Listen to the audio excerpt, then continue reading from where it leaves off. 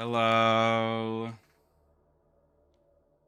What's happening, gamers? It's time for Dark Tidings.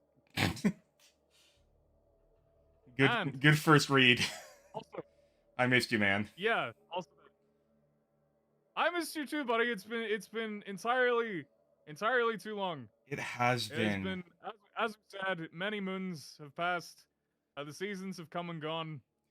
Yes, but It's a whole new era. It's a whole new era because you can be a no talent punk with an axe to grind in Darktide now. I won't say I'm completely no talent, but we'll see. Well, I would say it for myself. I am a no talent punk with an axe to grind. I can be a no talent punk with an axe. Okay, so there is a cutscene. Oh, it's a bit different. Explicator, you don't look happy. I'm not. This is a dreadful idea. Oh, have a little faith, Augustine. This one!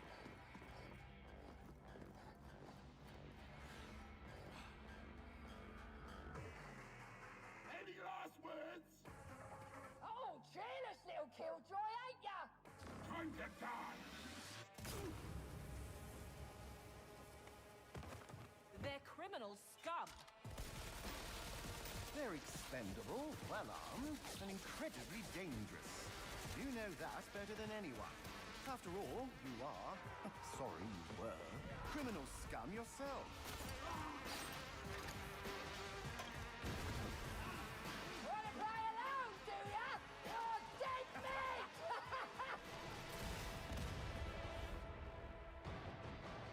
Oh, I'm so hyped for this.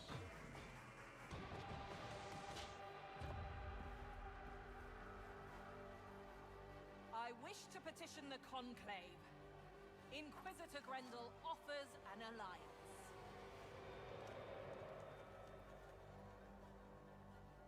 I just hope you're right about this. Aren't I always? How bad do you think the Morningstar smells now? Hey man, you don't know that they smell bad. You're just making assumptions based on their appearances. That's not cool. You know, well, it probably does smell pretty bad, yeah. Oh, and I have to go through the Psychonium. Okay, maybe I should have skipped. Skip prologue. There we go. Can you just do that? Oh, okay. Well, yeah, you just to see the cutscene and then I just wanted to see cutscene. We're on to bigger and better things. Although we do have to start out at level 1, so we will have to do baby mode. We will. Because we are babies and we don't know how to play. Although this will be good because I haven't played in a while, and I may be my skills have perhaps degraded. Yes, it has been a solid while for me. Oh, new cutscene. Just remember, you shoot the bad man and you hit the bad man in the face, and there's not much more to it than that. Skip the campaign because I've already played the campaign. Are you ready to take the fight to the real enemy? All right, do you want to invite me? Okay. Let me see. I forgot how to do this. Oh, okay.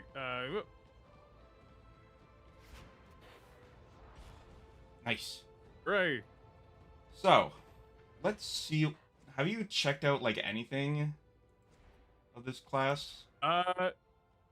Nothing new. Just like I've just gone over the menus and stuff and looked at various. But you can't really do anything at level 1 anyway. So, there's nothing to be done but to play some freaking Darktide or whatever. So, the ability is Desperado. We got Blinder, which is a quick grenade that staggers enemies.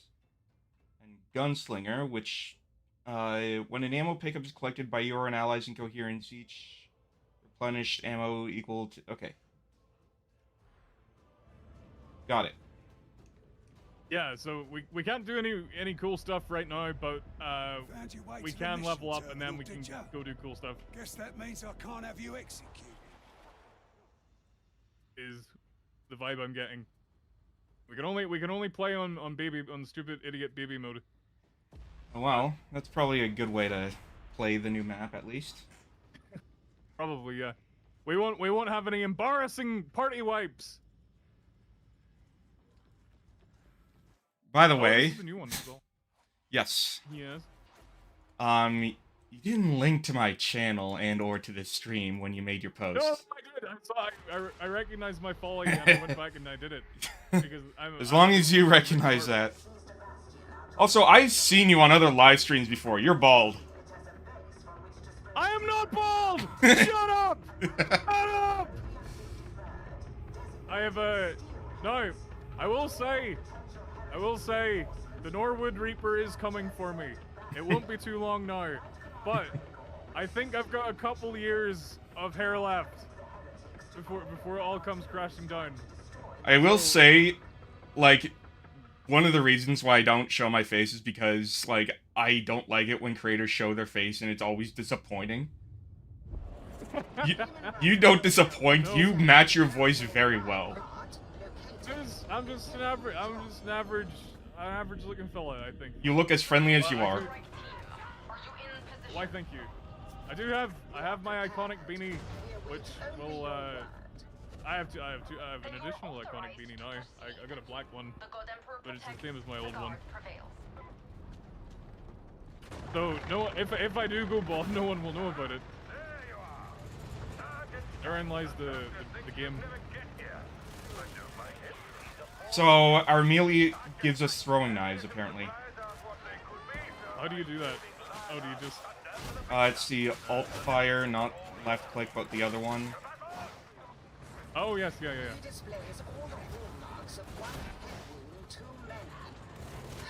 But what choice do we have? Ah!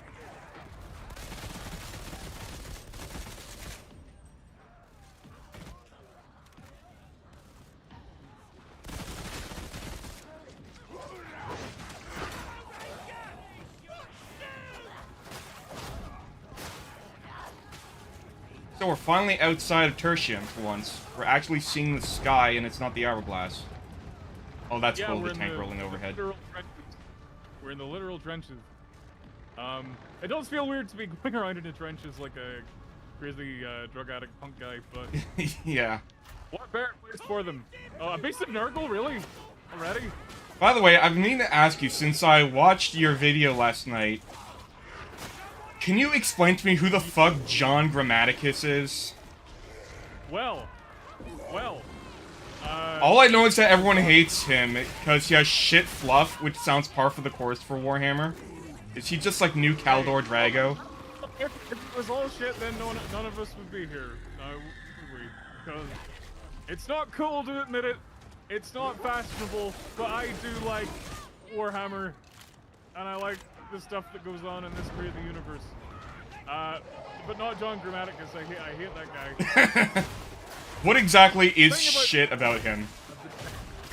Okay, so, in my opinion, now, opinions do vary.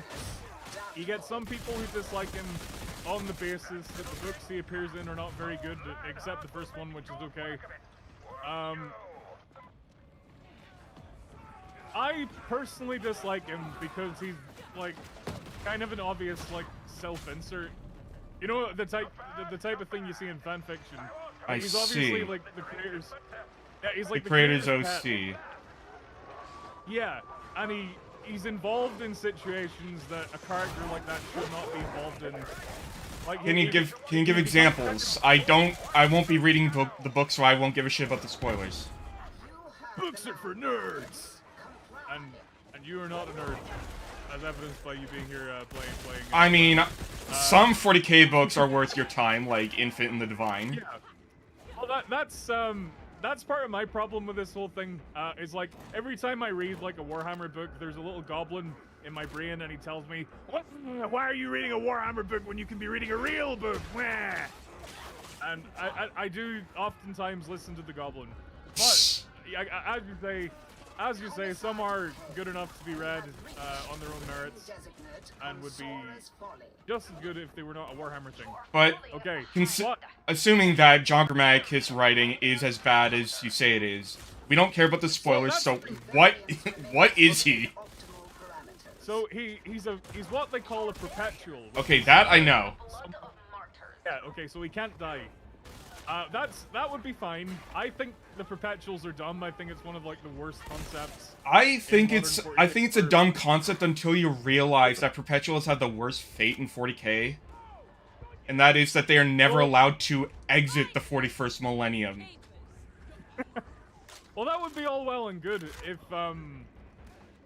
you know you mine some angst from that instead of using it as like a jail-free card for your narrative. But we'll not go into that. We'll not go into that. We'll just say, John frickin' Grammaticus, as I like to call him, he's like inexplicably at the center of a lot of important things that happen in the backstory. Like, So basically, the place that like Inquisitors usually took in the lore of being a main character. No, it goes farther beyond that. He's like, you know, intertwined with all the Primarchs, and you know, he's a key part of the Horus Heresy. And he shouldn't be. He's just like, that is not warranted. Like, at So he's all. just the most important person for no other reason than just to be important. And no other reason than the author is weirdly attached to his own creation. Yeah. So that's why I don't like him, because he like kind of. I may be being a bit dramatic here, but I think he really like kind of spits in the face of a lot of the mystique and a lot of the grandeur of that particular part of the 40k universe. Because he's just like some dumb, like quippy guy. Wait, quippy. Oh no, is he millennial written?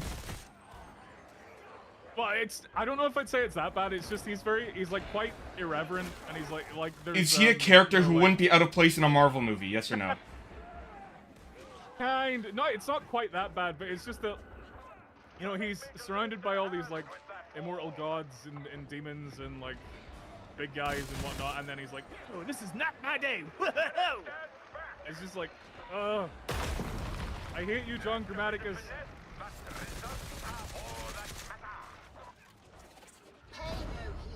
Does he have like any sort of bullshit powers besides the obvious one? No, it's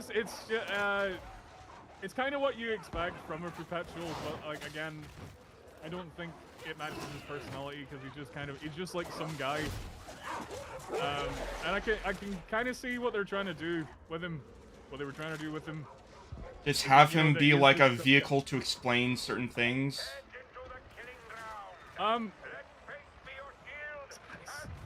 See, my problem is more so that he's there at all, so even if he was, like, used well, I still wouldn't like him being there. And maybe that's just me, maybe I'm too demanding, but, yeah, If there's one thing I've come to learn recently, is that everyone has a hill to die on when it comes to their favorite autistic hobby. I, for one, will die on the hill of Tau are the only good guys.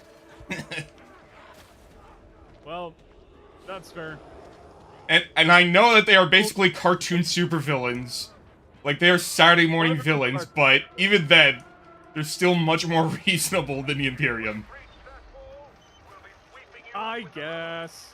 I like some people like really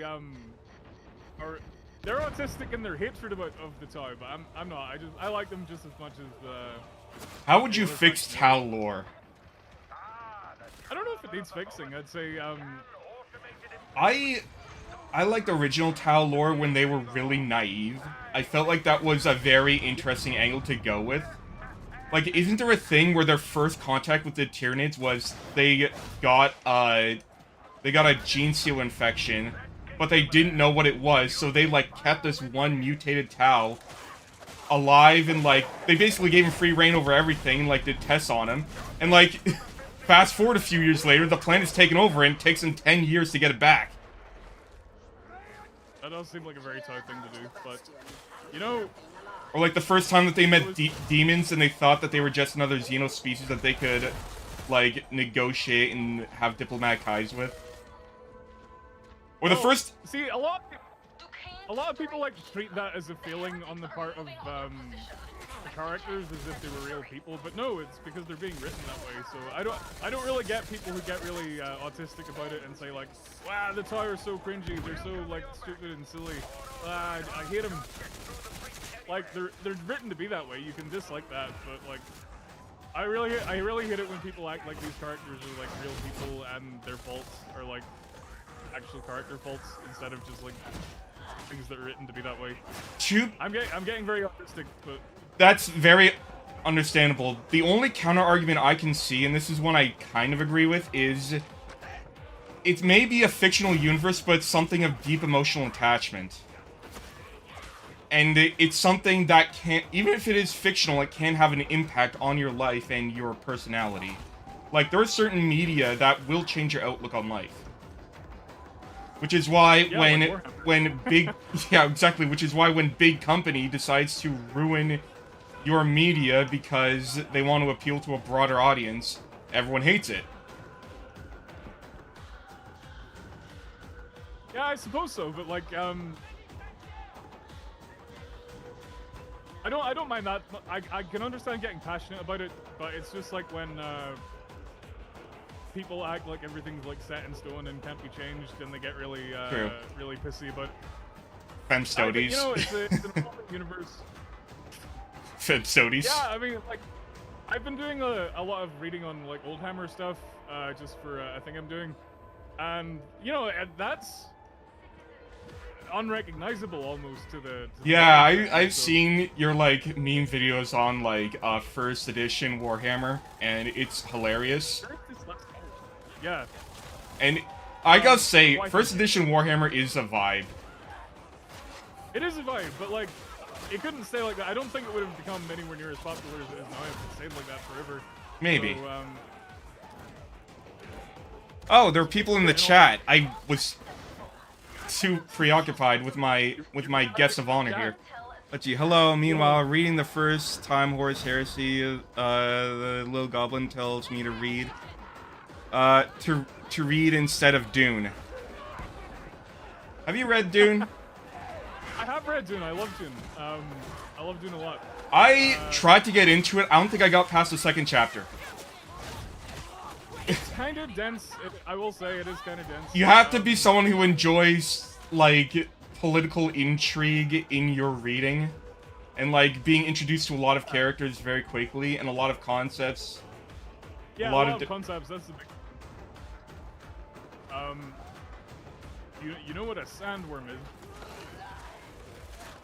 I do know what those are. Like, that's the only thing in Doom anyone who doesn't know about Doom knows. That and spice. Oh, but that's just the surface. There's so much more to it. I know that it's got, like, this, like, pseudo-Arabian feel to it. And that there was a jihad against AI. And that the guy who controls all the spice is a giant fucking worm. Not even a sandworm, just a normal worm. That's not until the fourth book. I haven't actually read that one. I got this, like, the second book is just kind of like an addendum to the first one, and that's as far as I got. It gets a little crazier from there, I've been told. But also a lot more boring. Let's see, I think with Tau Lears, instead of being cruel for no real reason, they need to be like the Prophet of Truth. Oh, you mean from Halo? What would you say about Halo? About the Tau being more like the Covenant from Halo? Well, yeah, they're kind of like the same concept. But like they're not religious zealots. Yeah, that's the big difference. That would appear to be that. You don't like Tau for being blue? Fair. Distraction. I don't like Tau for having cobalt blood, which is apparently blue, when in reality, cobalt blood is yellow. But then again, that's just Warhammer being Warhammer. That's the name of the game, baby. Everyone used to have an interesting blood color, but I think it's all red now. Like, orcs used to have, like, green blood. Trying to hide the nature of their world, to their people, because they love the idea of the world instead of the actual truth. Isn't that basically the Imperium as well? Doesn't the Imperium have like a massive, ginormous propaganda machine? No, everything is exactly like the High Lords say it is. Don't you say any different, or I'll report you. I got an axe and a shotgun, but oh, I got a better auto pistol. I like how everyone has the same pose in the windscreen. It's like, Yep, it's gonna be like that for a while. until we unlock By the way, animations. do you actually know how long it's been since last time I've had you on a stream? Let me just have a little think about that. Has it been I over a would say year? probably over a year. Yeah. Yeah, it's been a Wheezy. long... Like, what have you been doing in the meantime? Let's catch up for a second. Nothing of importance. I've been doing various stuff. Any, like... That's all. Well, I've you've been been, continuing the Tech and Mech series. Oh well, so not as much as some people would like. See, I always have to make it an event, and making it an event takes a lot of planning and scheming. I fully understand. That's why originally my channel was just me uploading videos and shit, but editing is a pain. Editing is a pain. I've been like toying with the idea of like hiring someone to edit for me, but what if they edit it in a way I don't like and I have to go back and do it all over again? Yeah, Not that I'm a master editor or anything, but no, I fully understand you. So let me just check these knives for a second, these shivs. What exactly do they do? Quickly You can throw poke- shivs you can- coated in chem toxins and accurate and arc trajectory. The throwing shivs are limited and are restored by killing elite specialists or monstrosities with melee attacks. Oh, so exactly like the throwing knives for the Zealot. yeah. Except you can hit stuff with them.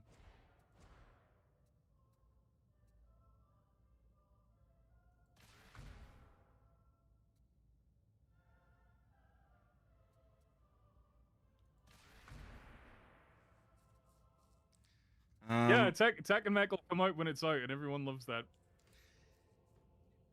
I mean, you have a lot of different side projects on your channel, so I completely understand.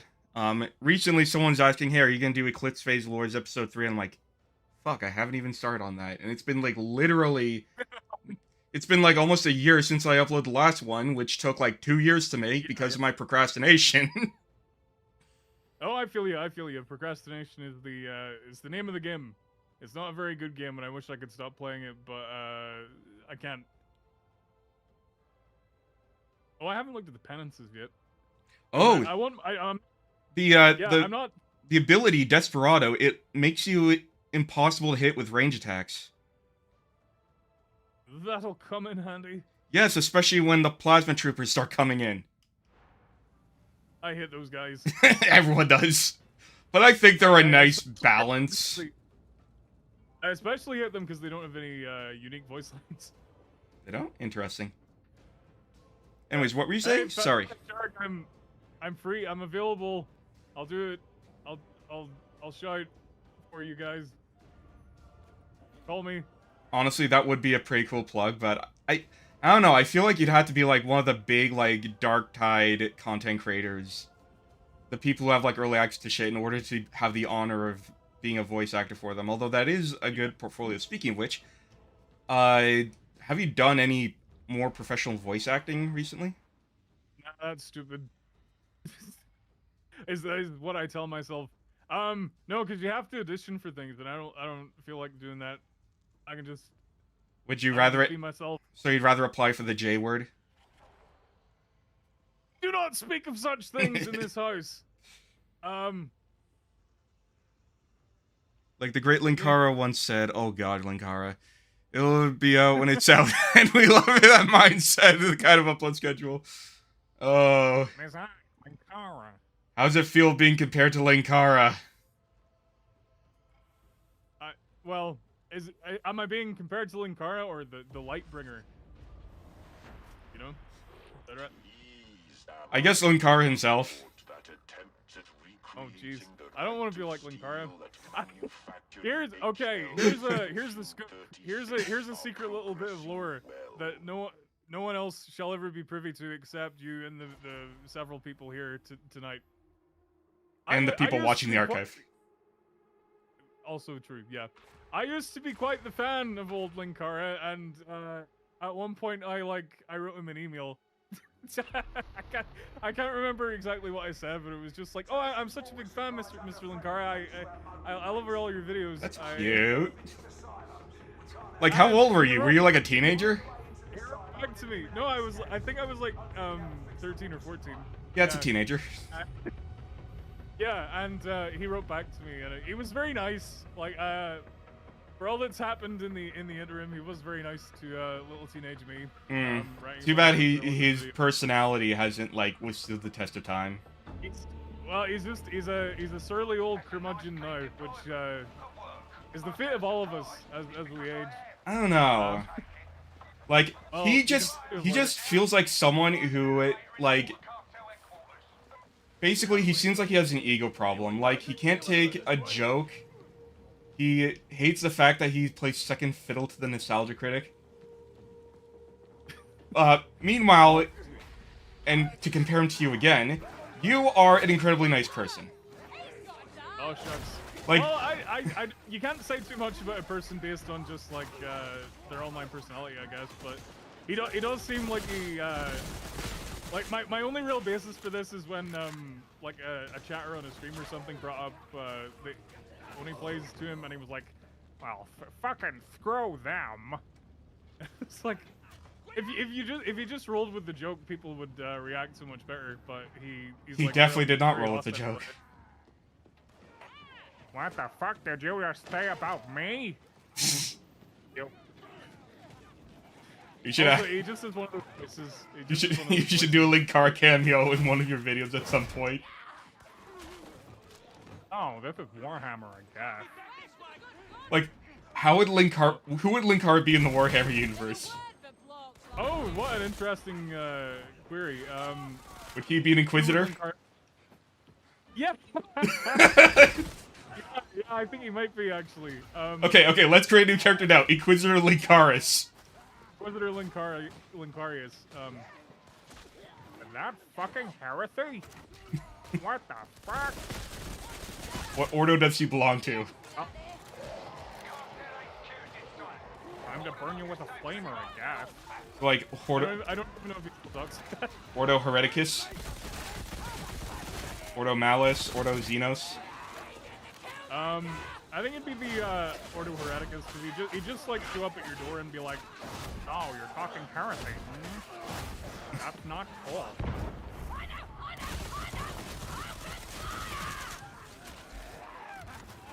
If only I knew more about Linkara, I could, like, add to this. Linkara in the Ordo Xenos guy, I feel, says chat. Yeah, I haven't watched his videos in like 15 years, so I don't think I've ever watched a single one of his videos. Like, I only ever watched Nostalgia Critic, because I was an autist, and I didn't like to be outside my comfort zone. Yeah, I watched Nostalgia Critic too. I don't know if... Yeah, I remember seeing the back credit card thing, like, as it debuted, so... You know, that's how old I am. Inquisitor Linkaris releases a never-before-seen green Slanesh demon.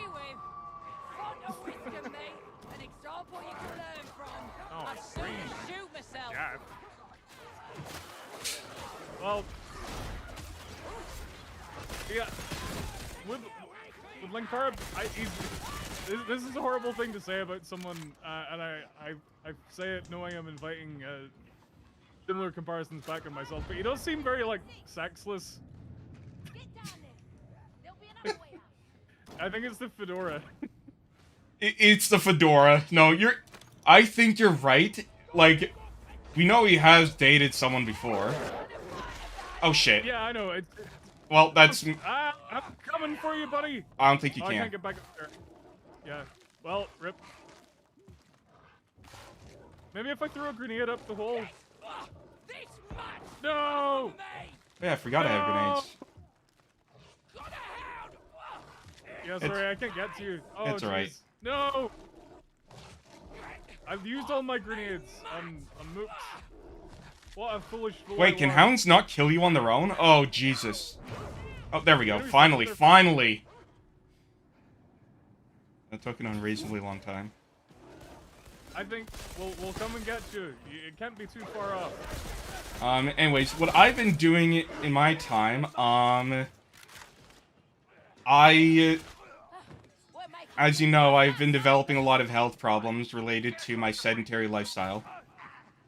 You gotta get up and move around. Yeah, I actually went to physio for the first time yesterday. Is it your back or your what's going on? So first it started with my hand, and it started back. I think it first started. I think it wasn't this year's anniversary, but last year's anniversary stream where I did Bet and Brutal, which was a very painful platformer, and then I immediately followed that up by doing P2 and Ultra Kill, which was even more brutal. Yeah, I can imagine. And my fingers were barely holding on after that, and I think I might have done something permanent. But in the last... yeah, like, I noticed that, like, I couldn't hold down the W key for too long, otherwise, like, one of my finger joints would start hurting. And I am not going to...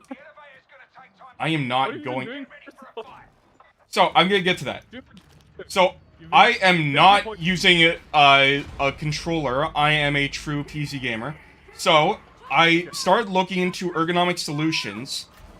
I found this guy on Etsy who does, like, these joystick controller things that are, like, 3D printed. And that's what I'm using right now. It's slightly limiting for some games, and, I had to modify the movement a little, because, like, the whole thing, it looks like a joystick, but it is functionally a keyboard. So when I tilt the stick, it presses down on keycaps, 4 keycaps for WASD. So,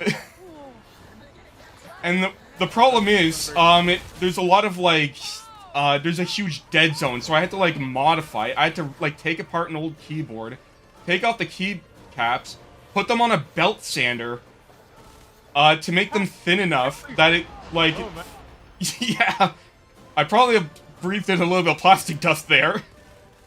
Probably doesn't help. And I had to, like, unscrew and pull this thing apart numerous times, which was a very big pain in the ass. Because, like, I had to, like, because it has, like, these, like, 4 springs on each side of it to, like, keep it in the center. So, I had to, like, compress these springs and hold the whole thing upside down and press it against myself while I put in this fastening sprue. Oh, Lord. And all the while, I had to make sure that the, all 4 springs remained standing upright, and any small movement could have affected that. Yeah, it was... But it's finally at a point I like it now, although the D key does drift a tiny bit. Hopefully it doesn't get worse. I had a lot of conversations with the guy making these. He's taken a lot of the feedback to heart.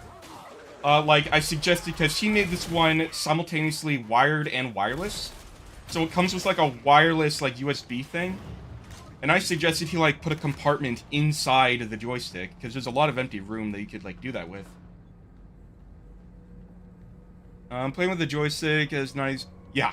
I mean, I'm still using a mouse. It's just that I'm using, like, the tilt of my arm and my wrist to, like, move left and right and, like, forward and backwards. It does feel a little slippery. Like, it feels like you're walking on ice sometimes. Because it's... If you were into flight sims, you'd be flying right now. I do love the Ace Combat series. It's really more of an arcade. Fine. If you're gonna be snippy about it, fine! I don't play any flight sims either. I've had a Microsoft Flight Simulator on my... My brother does. My brother has become such an unk. Then again, so have I. Because of my freaking ergonomic problems. And technically, we both are uncles. I have a nephew. Oh, yeah. I have a niece and nephew, yeah. I don't wish to be an uncle, but I'm sure it may... You don't want to be an uncle?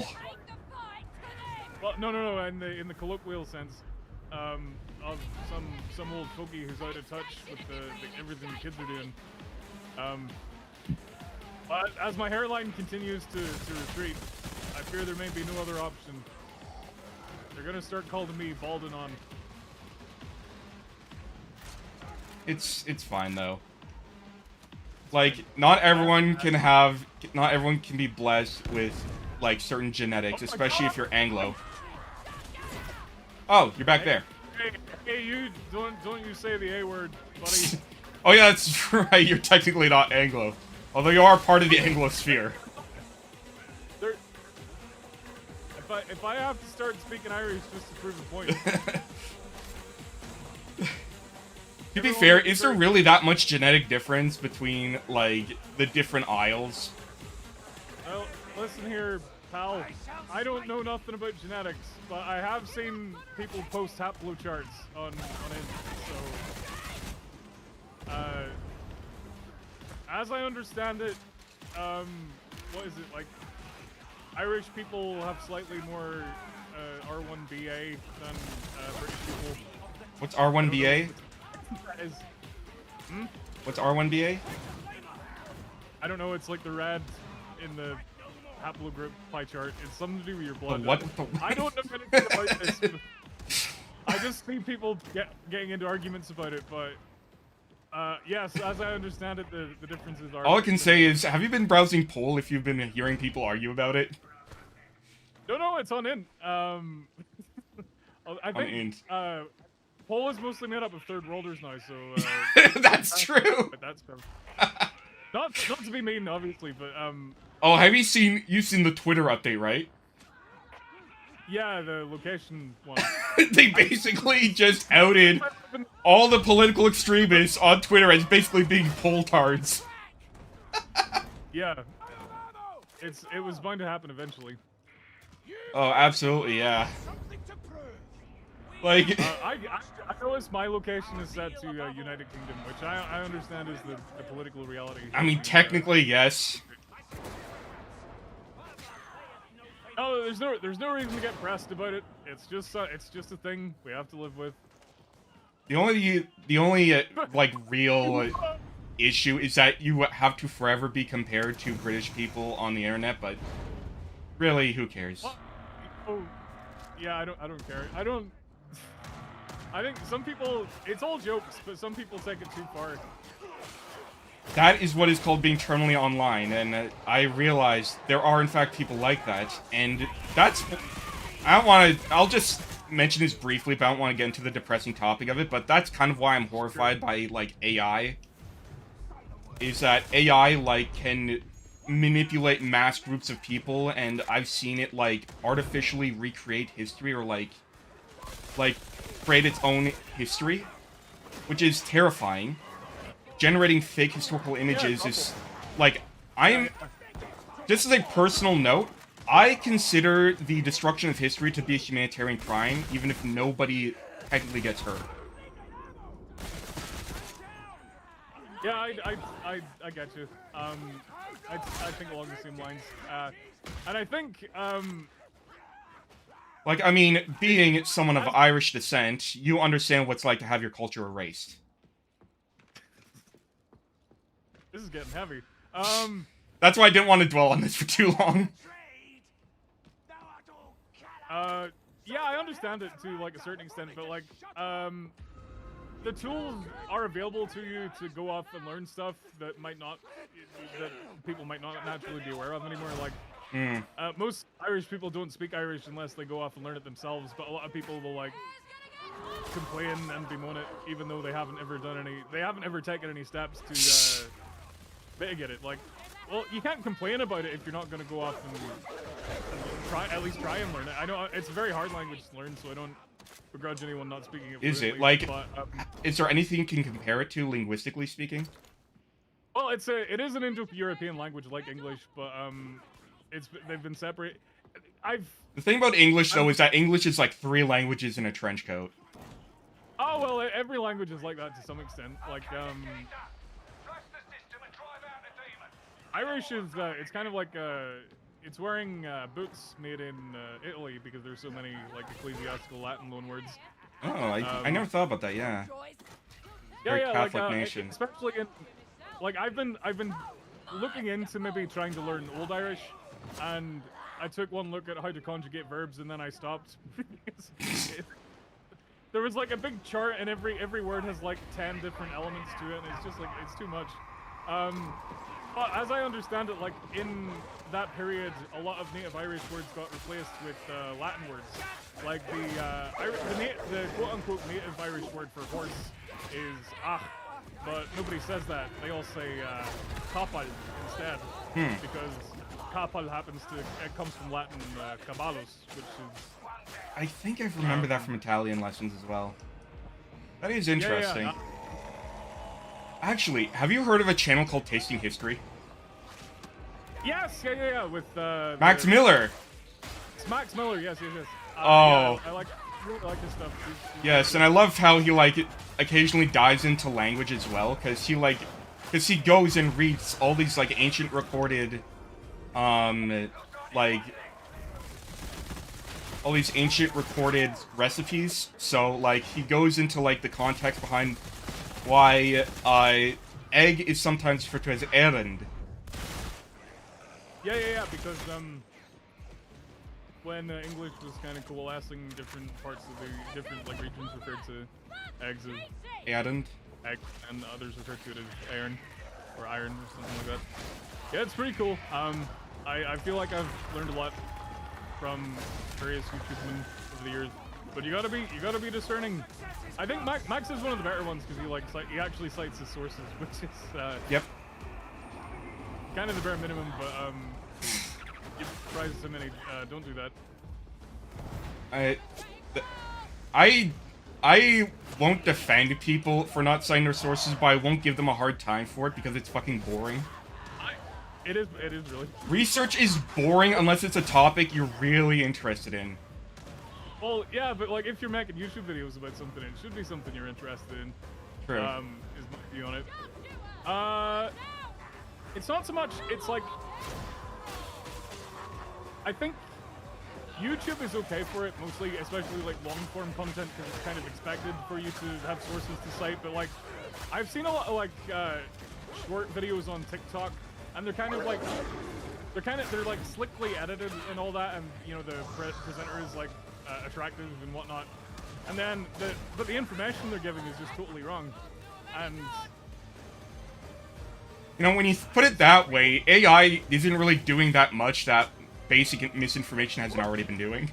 yeah, it's exacerbating the problem, but the problem would still be there if we're outsourcing our misinformation.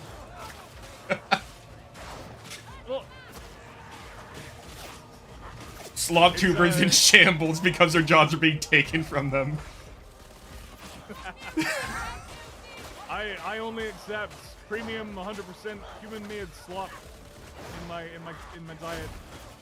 I'm gonna eat a big bowl of slop, better being produced by human hands, generated by centuries of natural, reared misinformation. No abominable intelligence, no clankers. Clankers out.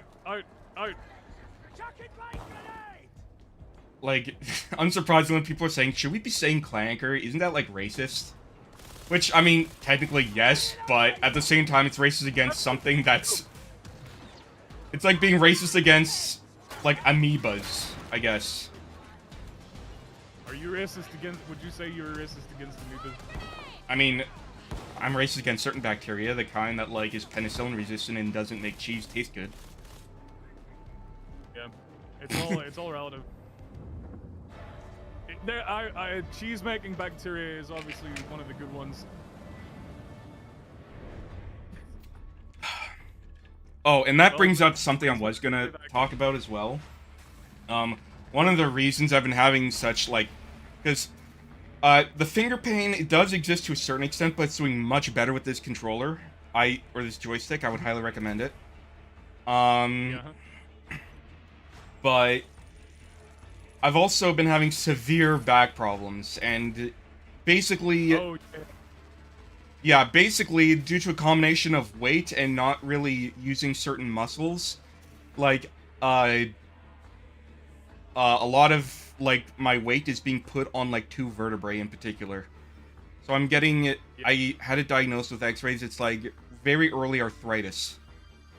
So I am officially, I am absolutely becoming unk as fuck, and I'm not even 30 yet. But part of the reason I got that is because of a game that I've been playing. In fact, it's basically been the only thing I've been streaming recently. You might enjoy it if you like medieval cottagecore shit with like eldritch horror. It's called. It sounds like huh? It sounds like a winning combination. What's it called? It's called Vintage Story, and it was originally a mod. I know Vintage Story. Oh, you've heard of it? I've heard of it. Let me tell you straight up. Story. Let me tell you straight up. It doesn't give you the instant gratification of Minecraft, but it is overall a better product, I believe. But I love instant gratification. But you get to like hammer. You get to individually hammer voxels into a sword. And the next update is actually going to have, like, tempering and quenching mechanics. That does sound like the exact kind of nonsense I'd be into, so... Yeah, and you get to, like... It's... Like I said, it feels very cottagecore, because you have to, like... In order to make charcoal, you actually have to, like, make a bunch of firewood, then, like, set it on fire and put dirt over it, make a burn pit. Which is actually... That's how you make charcoal in real life. Yeah, and likewise, you can also take black and brown coal and make coke, using a similar process. It's really interesting, like, the depth that it allows you. Like, you have to, like, have a balanced diet if you want full HP, which means you have to start harvesting crops. You have to, like, harvest crops in the summer and, like, have a cellar for the winter. You get to, like, ferment alcohol and distill it into spirits. This is all sounding too real for me. Oh, it's awesome. And, like, they also take into account, like, melting point of, like, different metals into account. So, like, the melting point of copper is pretty low. You can make alloys, like with copper and lead, or with different types of bronze. But then, once you get to, like, the Iron Age, then you actually have to, like, make bloomeries. And, like, have to refine iron blooms. And it's all very interesting. And, as I said, it's also got lots of eldritch horror in it. Like, it does sound very interesting, but let me put to you this theory. Maybe if you did some of that stuff in real life, you wouldn't have so much freaking back pain. Whoa. Agreed. At the same time, real life isn't nowhere near as interesting, and Plus, it's not like I live out in the countryside where I can actually do this shit. Yeah. And I did try blacksmithing at one point. I was gonna, and then the organization responsible for organizing it went bankrupt. Whoops. How did yours go? My blacksmithing experience? My dad got way more into it than I did. Yeah. It is a very dad thing. Yeah. Like, it got him out of the house, because my dad's a country boy. Yeah. Like, he found it really cool. He built his own homemade propane forge. Is he Hank Hill? No, it's just a lot easier to do that than to, like, try and find coal in this day and age. Yeah. Is it hard to get coal over there? Well, I mean, I don't know where in Canada uses coal for power plants, but that's pretty much that, and, like, blacksmiths, like, artisan blacksmiths are, like, really the only people who use coal when you think about it. There's not a lot of other applications. I feel like an aristocrat now, because we have our very own coal bunker, and well, we get stocked. Of course, it's the British Isles. There's coal everywhere. The land of coal. Not in the sense that we make low quality content, but I mean, in the sense... Hey, there's definitely some British coal for sure. Warhammer is not coal; it is a gem, and many gems come from these fair isles of ours, such as the works of J.R.R. Tolkien, C.S. Lewis, That is true. Beatrix Potter. Then again, didn't Tolkien say he like wrote the entire history of Middle Earth because all British folklore was just King Arthur and that sucked? Well, people say that a lot. I don't know if it's actually true, but one thing of Tolkien's I read recently was his this is extremely boring for anyone who isn't interested in this subject matter, but his essay on Beowulf, which I thought was really cool. Because I read Beowulf for the first time recently, and I was like, well, this is great. I have to find out more about this. And then it turns out that Tolkien was, as his day job, he was a Beowulf scholar, kind of. Interesting. And I really don't know much about Beowulf. Yeah, it's really good. I would recommend reading it if you get the chance. It's full of daring do and heroism and lots of flashbacks and lots of rings. People really love rings. I can see where the inspiration came from. If your lord doesn't give rings generously to his followers, then leave his service. Some advice from Beowulf. No, it's really good. I think it's entertaining in a way that some medieval poems just aren't really. But as I discovered, people hated Beowulf for a long time. Sort of like Old English scholarship. Was it their millennial writing? Kind of, yeah, because it was like full of like dragons and monsters and stuff, and they were like, "Oh, we don't need this childish silliness." Yeah. But I think Tolkien was like, "No, actually, you idiots, that's an important part of its narrative. It's a thoughtful meditation on the inevitability of death, and the monsters are part of that, you dummies, duh." And then everyone was like, "Oh, wow, we were wrong. This Tolkien guy seems to know what he's talking about." Have you read the Epic of Gilgamesh? No, I have not. That's an unfortunate blind spot in my repertoire of epics. I'm making my way through the Iliad again at the minute. Mm. You know, they say to start with the Greeks. So I'm resuming with the Greeks because I did classics in school, but yeah, quite a bit. The language chosen, even for like the modern translation of Gilgamesh, is very antiquated. So it's like you have to be into that kind of way of speaking. Yeah. I used to think that was like a good thing when talking about translations of old stuff, but then I've recently started to like come around to the idea that just because something was written a long time ago, it doesn't mean you should like fill it full of like archaic language. Because like at the time it wouldn't have been archaic. This was just how they spoke. I barely understood any of the Shakespeare I learned because of it, but I will say apparently. There is at least one theater that does like that puts on the traditional accent that would have been at the time, and the country accent. Apparently it makes the play sound way better. Like there's like a lot more rhyming to it, and it just feels. Yeah, it's like all the rhyming and the puns. It makes a lot more sense. There are definitely certain art that like. Obviously, there shouldn't be like a. There shouldn't be like a removal of anything that isn't contemporary language, but there is a certain like appeal or aesthetic of it, you know?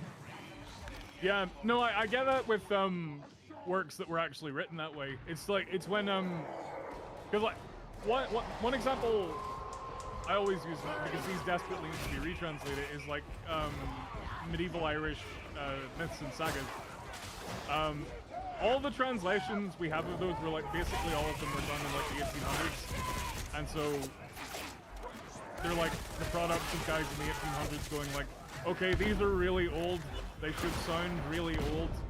So when you read these translations, it's all like, oh forsooth, yon Fianna vex me terribly, and it's just like that annoys me so much.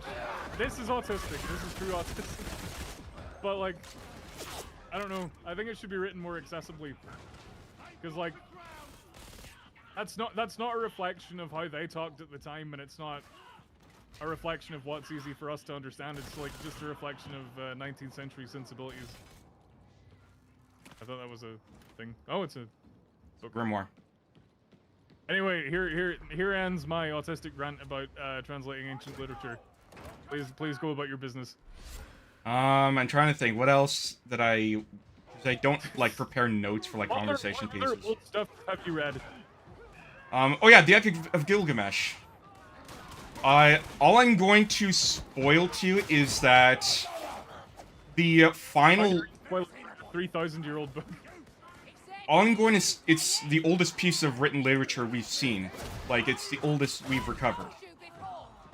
And I want you to keep that in mind because the very ending, like, the ending, I'm not going to spoil it for you, but keep that in mind because once you do reach the ending, your mind will be blown. Okay. If my mind isn't blown, I'm going to sue you. This is a pledge you've made.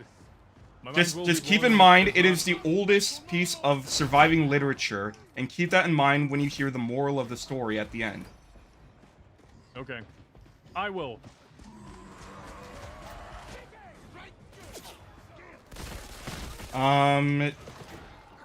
What else was I gonna talk about? I totally forget. Oh, so besides chronic back pain, which has basically crippled my, me doing my hobby. No, I feel you. Fortunately though, this is a hobby, and I do not rely upon it for income. I do not suck advertiser dick or anything. There's a med station over here, and a med kit. Am I behind everyone or am I ahead of everyone? I think I'm ahead of everyone. Okay.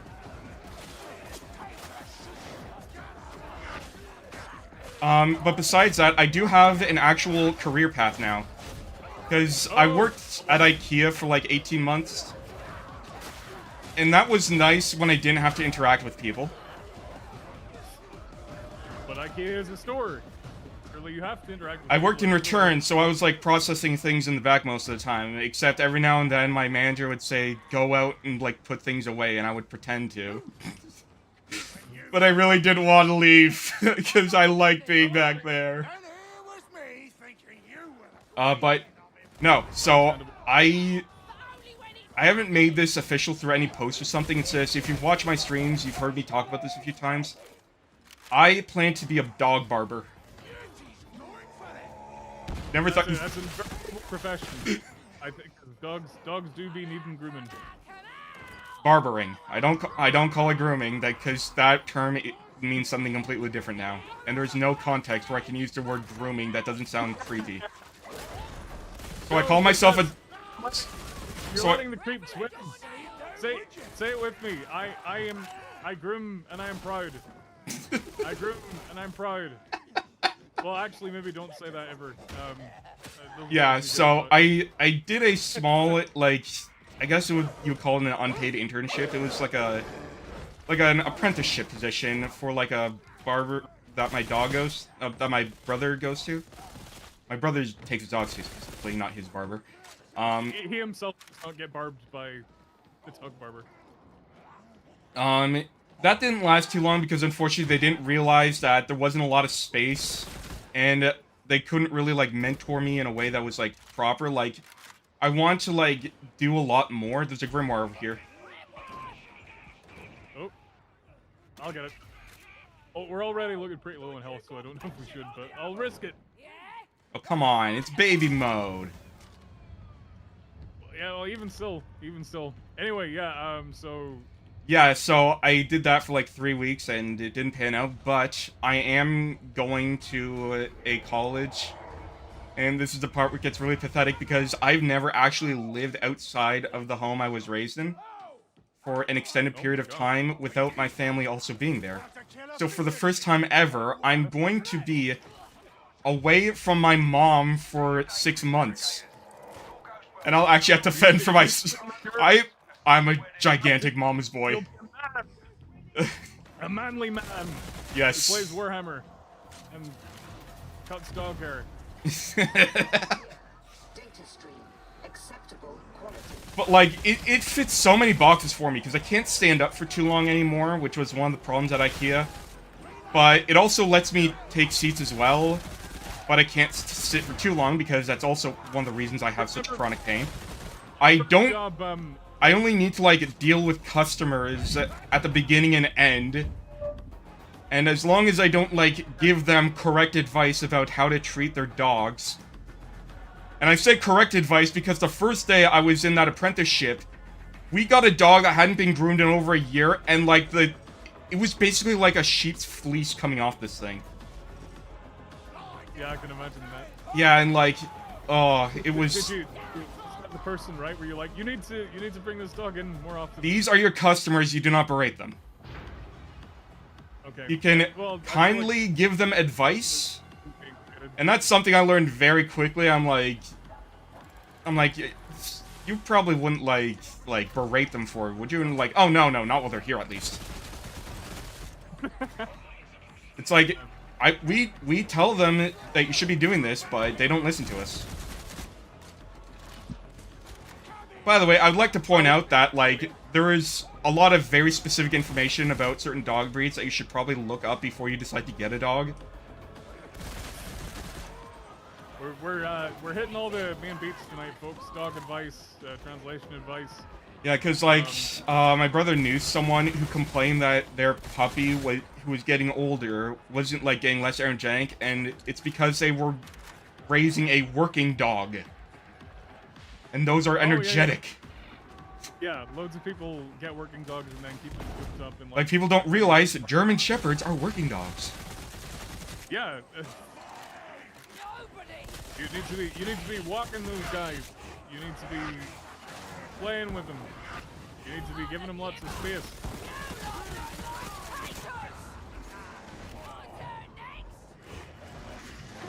Yeah. I was disappointed I wasn't able to, like, finish that apprenticeship before my brother's next rooming appointment, because I would have loved to see my dog's faces, or, like, their reaction by seeing me in their groomer that they've been going to all their lives. Like, because I'm the last person they'd expect, right? Oh yeah, if they could talk, they would be like, "What the hell are you doing here?" This isn't where you go. This is a different place. You don't have any pets, do you? No. I used to have goldfish, but I didn't take very good care of them. They all died. Which is actually impressive, because we tried to kill our goldfish and they wouldn't die. They're either like the hardiest beasts in all of God's creation, or they will die if there is a speck of plant matter in their tank. Would you get yourself like a dog or a cat or something? If I had, like, right now I don't think I have the time, but, like, I think if I was living alone again, I'd probably get, like, a dog. I hate cats now, I will say I hate cats, because, I've become a cat racist, and I would gladly press the exterminate for cats button. Cat lovers are vocal, but no. Oh, and with the greatest respect to cat owners, I know many myself. They're not all bad. But, like, last May, I think I had to cat sit for my friends who were away on holiday, and they were unpredictable. They only gave you attention when they wanted to. It was honestly one of the miserable experiences of my life. Like, I hate those things. And then, to top it all off, you're not chromed, are you? What? Because someone's still up here with me, and I'm just waiting for them to get down so I don't leave them alone. Yeah, you don't just like get down, or you get down. But yeah, one of the cats knocked my laptop over and broke the screen. Yeah, cats will do that. They have absolutely zero respect for anything around them. Yeah, exactly. So I'm no longer friends with cats. I am still friends with those people, but there's only one cat I've ever truly appreciated. And that was because it was the worst cat ever. That's why you appreciated it. So, my brother used to date a hyper vegan who, like, worked at an animal shelter and liked animals way more than people. And she had dogs, she had cats, she had everything. She had one cat, which she brought home from the shelter because she knew it wouldn't sell. She what'd she name it? It was like Whiskey or something, or like, or Dude, that's a good name for a cat. specifically because this cat was born with a defect where it had no center of balance. So, this was not an agile cat, this was a cat that slowly gyrated around as it very slowly at a snail's pace walked across the floor. It did not get along with the other cats because it couldn't keep up with the other cats, so this was a cat that was raised by the dogs that she had. And she was so affectionate, so lovable. Like, she would just be all dizzy and then, like, butt her head against your lap and then, like, grind her head and, like, nuzzle it against your lap. It was just... As far as cats go, that doesn't sound too bad. She was incapable of being spiteful. Like, she was the worst at being a cat, and that's why I liked her. And that's the only cat I would ever give my life for, even though, like, she made my eyes itch like fuck. And this is another reason why I want to specifically be a dog barber, because I'm allergic to cats.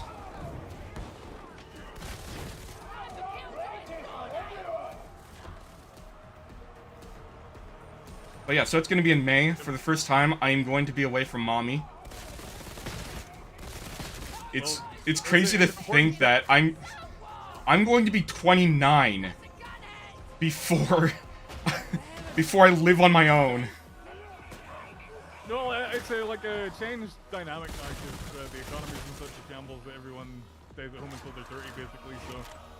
But like, fine. One of the reasons why I realized that this is a good job is because AI is not going to take away dog barber. Yeah, AI can't groom dogs for you, or bark. AI can't do that. AI probably couldn't do a good job as a surgeon, like maybe in very specific isolated situations with human guided. Yeah. I mean, they'll maybe, see, I think with dog grooming, it's like, probably not an essential enough service that they would invent a robot to do it, so... Whereas I could see like surgery, like they'll invent surgery robots, and then like, it would have to be for like very, very, very specific surgeries that are like way too delicate for human hands, like some sort of neurological surgery. Yeah. On that note, I have heard that like we have been able to map out a rat's brain in greater detail, and it's like revealed a lot of new information about how neurons fire. If I was a rat, let me tell you, things would be different around here. Yeah, we wouldn't have DreadAnon. Wouldn't have a good voice actor on YouTube. No, but I'd be a skiven, so I'd still do and things. By the way, you might want to know this. There has been a massive influx of VTubers who have been like reacting to and learning about Warhammer like on stream and shit. Yeah. There's this There is this one YouTuber or like a VTuber, and I'll give her amazing credit. She made it her life's goal to understand the whole setting of 40K. It took her months. It took her months. She had this massive chart that she like made in MS Paint or like some sort of like paint tool. Where like it was this big flow chart, big timeline thing. Every stream would be focused on a different event.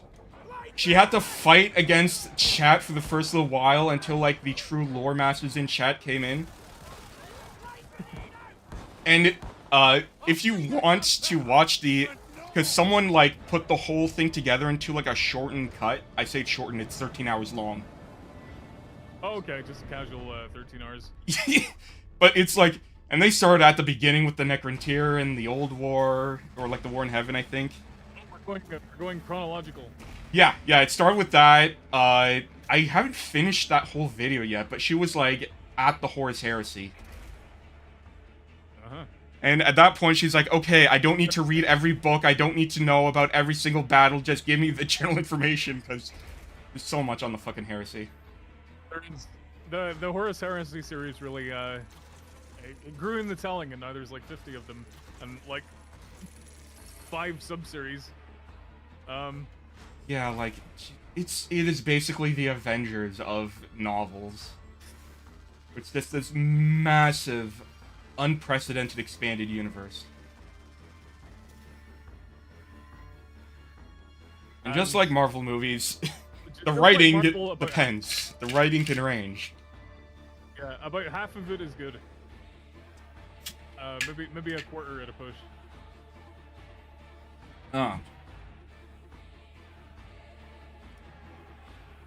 Opinion on Chihuahuas. I think they get a bad reputation. When I was a kid, a friend of the family's had these two Chihuahuas. They were sisters. They were the most lovable things ever. They like to be picked up. They like to lick you. They like to like cuddle. They were never like standoffish or yappy.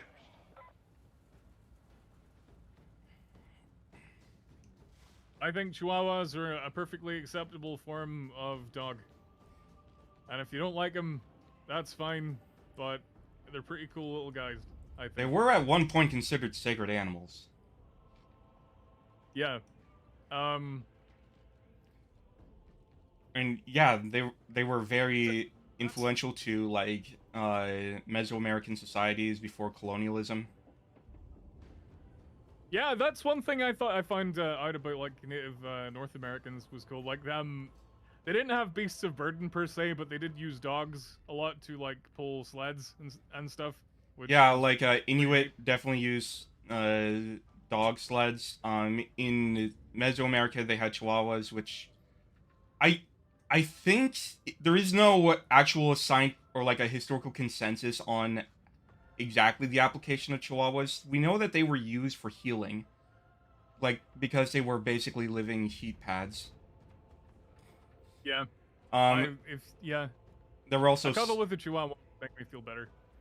I'm gonna cuddle with any animal and make me feel better. Oh, this is a nice. I think they were maybe raised as food as well. I don't know about Chihuahuas specifically, but like some dogs I think were raised as food. I theorize that Chihuahuas were also meant to be used for ratting because that's what they're used for today in modern Mexico. And it makes sense. Yeah, that makes sense. Yeah. They're small, they're fast, they have a prey drive.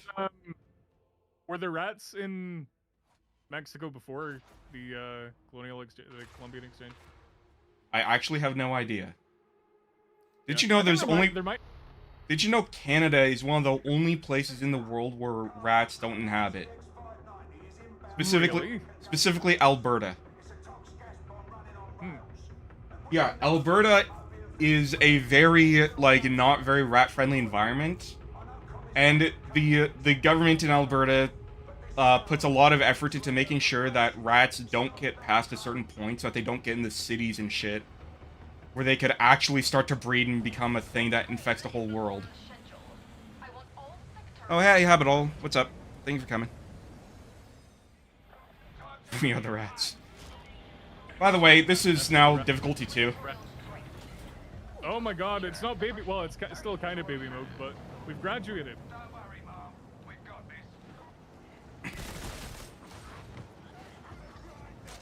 this. But yeah, honestly, a lot of the problems with dogs are mainly just how they are, or rather aren't, socialized. Any dog that's been treated horribly is going to be a piece of shit. That's the risk you're running with rescues, is, like, they can be shitty dogs. Like, one of my brother's dogs,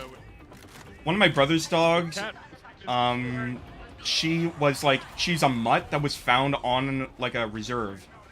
And she was just, like, a feral animal. And apparently also gave birth. And she's definitely prone to running away. Yeah, I guess, after a certain point, that's just kind of how they are. They're just that independent. She's also very standoffish with other dogs. All because she's had to compete with other wild dogs. Anyways, you were saying? I forgot. Fair. Yeah, there was a, building around where I lived back when I was little, and there was this, like, just a friendly little, spaniel. He used to hang out in the back, and he was, like, so mild-mannered that, he wasn't like tied up or anything, and they just like kind of let him roam about. And he would never bark at passersby. He would always just like kind of sit there and look at him, which I had a dog like that. My last dog was very quiet.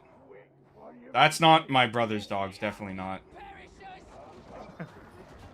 Yeah, and then this one day, we would like, when me and my friends were like walking up past him, we would just like throw a stick at him, and he would fetch the stick and then bring it back to us.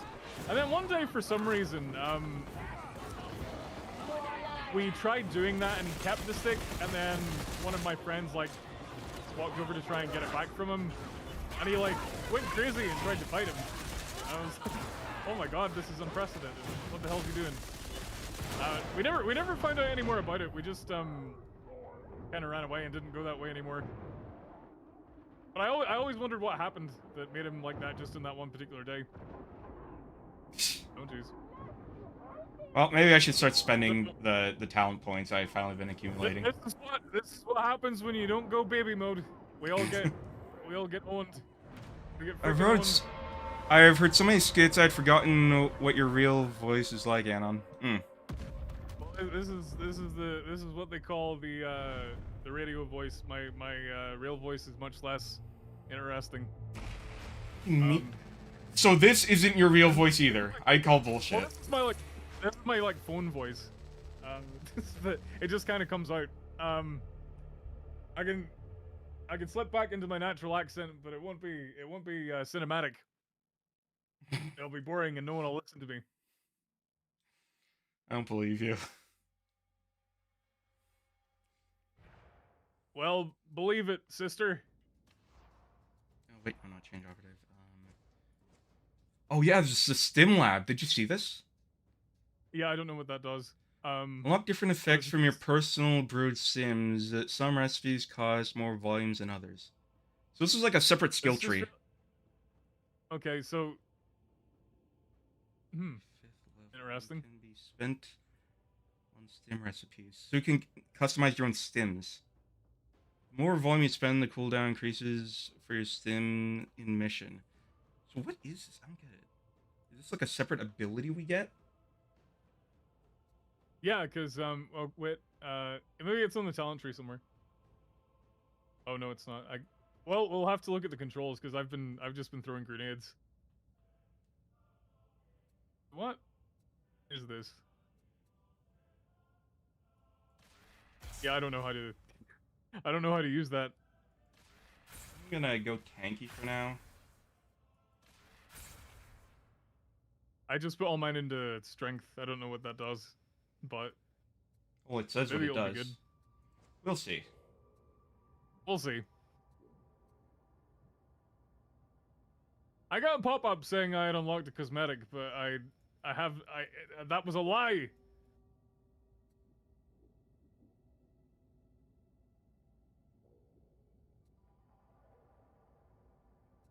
Why would they lie to me like this? Do they hate me?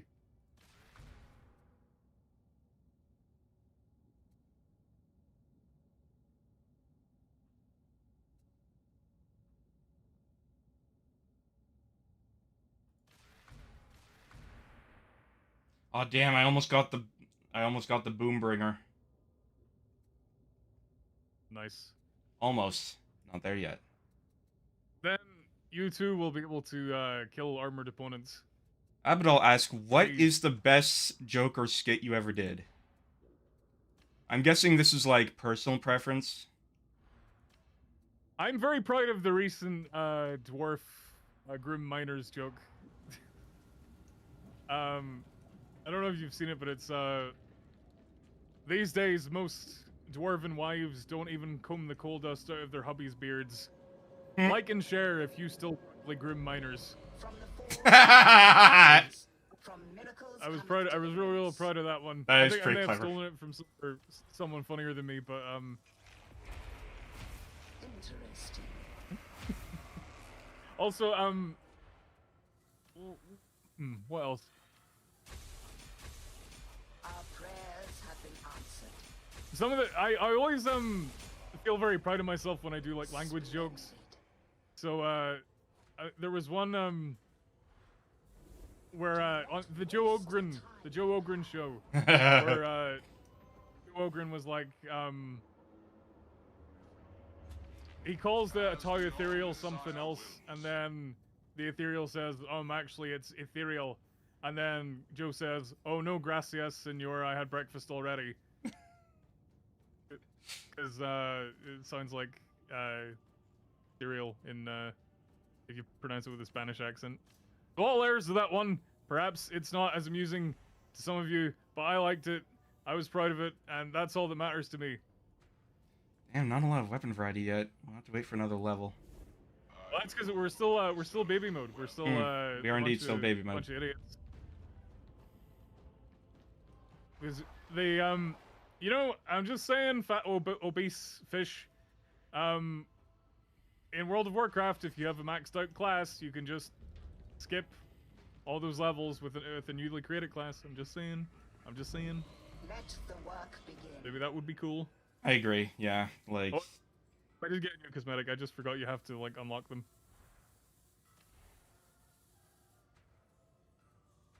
Ah, now I've got a shoulder pad. I had a shoulder pad before, but now it's on the opposite shoulder, so Wait a minute.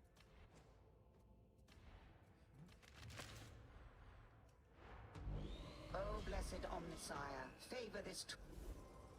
Hold on, let me. Engaging. Disengaging from interface. You bear holy weapons. Okay, so apparently I'm not allowed to upgrade my starting shivs. Very interesting. oh no, that's because they're not actual weapons. They're just kind of like a placeholder thing. So you could upgrade shivs if you bought new shivs or Which new I just shiv did, drops. yeah. Those original. I think they're just there just in case you like accidentally like sell all your other weapons and stuff. So you still have Fair something to enough. work with. Fear not.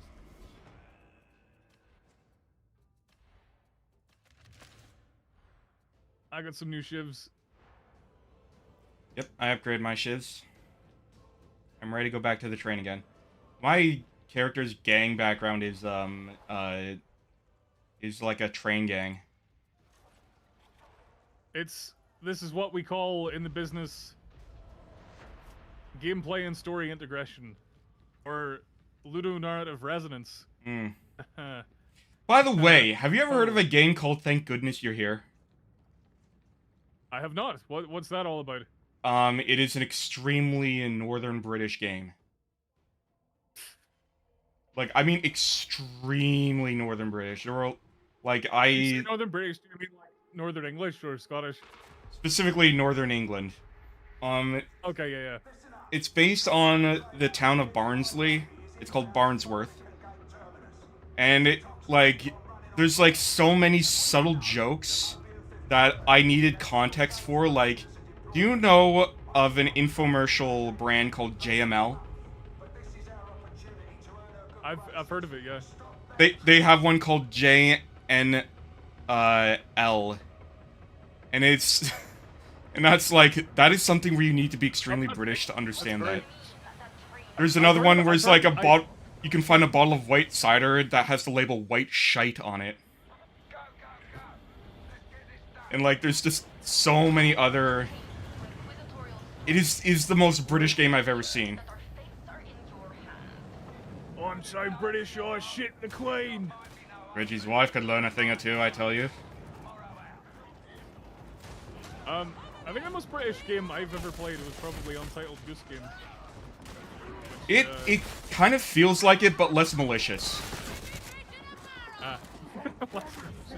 It's less malicious, more incredibly goofy, cartoony, like, northern British people. Like, there's a convenience store called Price Shaggers, and in that store they have a sign that says we're no longer taking weird Scottish notes. Yeah, because infamously regional money in the UK is often refused on the basis that I think it's fake or whatever. Yeah, there's Like, just I've tried to pick up with Northern Irish notes, and they're like, "Oh yeah, real funny, mister, real funny. Go and get some real currency." Like this is a real currency.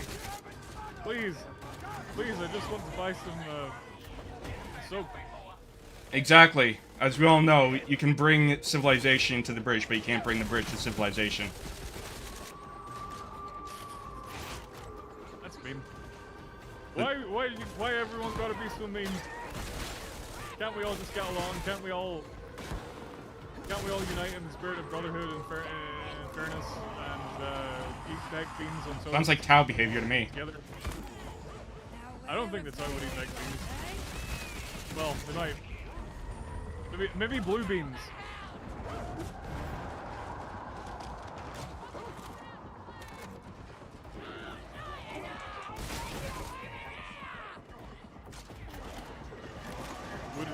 Here's the real question that people are clamoring for an answer for. Would you eat blue beans?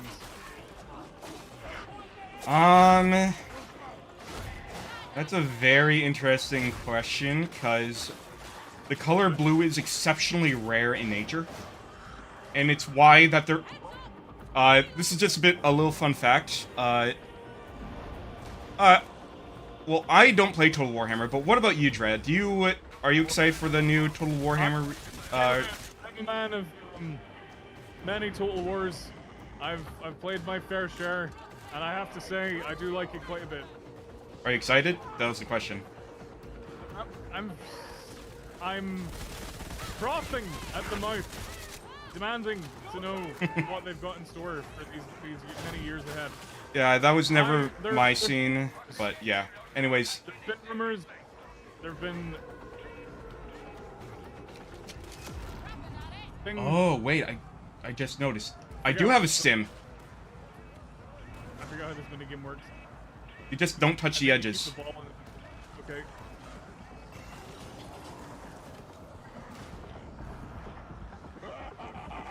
Some people were speculating that there was like a Total War, like World War I, that maybe got cancelled and now they're pivoting into something else. And of course, the have you ever mulled over the idea of a fantasy World War I setting? Yeah, that'd be cool. I'm sure it's been done, but like, yeah, that'd be fun. I guess Trench Crusade is a little bit like that. Yeah, but it's more just gothic, medieval, Catholic shit. But it's not like fantasy. There's no elves. Oh, yeah, no. There's no elf dwarfs. There's no magics. Well, I guess there are goetic magic, but there's like no other form of like magical artillery and shit. Yeah, I guess.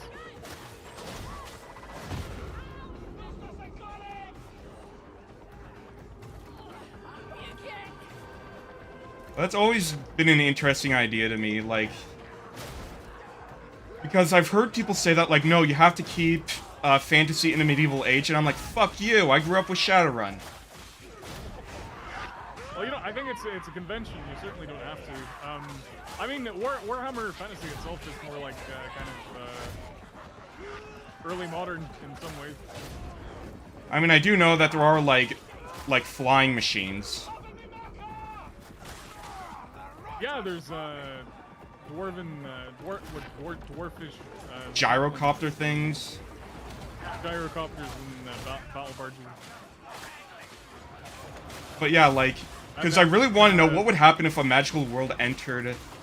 Oh wait, there was actually like a classic RPG, like one of the '90s ones, similar to Baldur's Gate, and it was like a setting. It was like a Victorian British. Huh? Arcanum, I think you're thinking about. I think it is the one. Is it the one where like industry is like messing with magic and the two can't like coexist? Yeah, that's like a huge plot point. I've never played it. It's been in my Steam library for like years and years and years, and I've just never got around to it. But, I hear it's good. Yeah, I hear it's good too. I have my as a sort of as a millennial with the attention span of a zoomer, I have limited tolerance for all these old RPGs and whatnot. Where's my intense pulse pounding combat? Yeah, I think, like, a lot of that stuff... It's all down to you. We're all dead. Yep.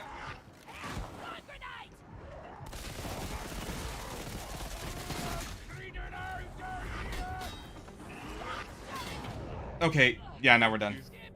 Almost. I was almost there. We were in the last leg too.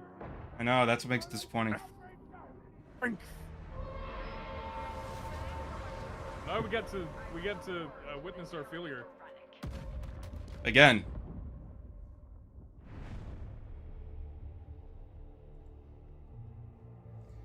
Mission failed. We'll get him next time. Oh, I unlocked the crowbar. Nice. I think I might have done that too then. A universe with like fire swords and chain swords, I unlocked the humble crowbar. Oh, that reminds me. Do you think there's going to be a new Half-Life game coming with the Steam box with the Gabe Cube? You know, every rumor cycle, there's always like the chancers who try to put ideas about the next Half-Life in your ear, and so far none of it has borne fruit. So, I do not believe it. I mean, I'm skeptical.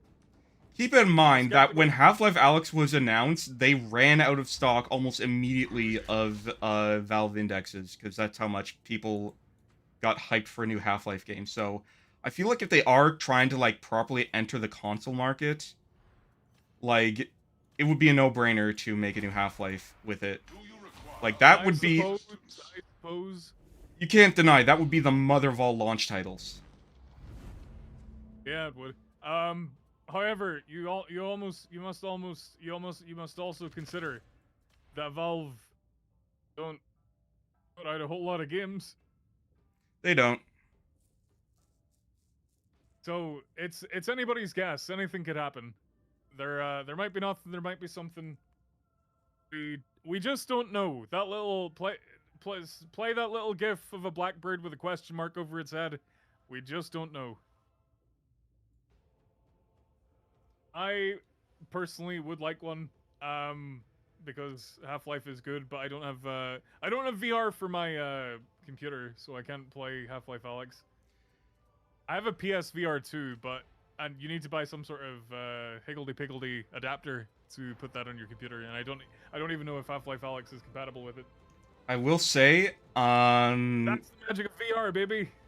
I will say, Half-Life Alyx is easily top 5 VR games, but definitely not top 3.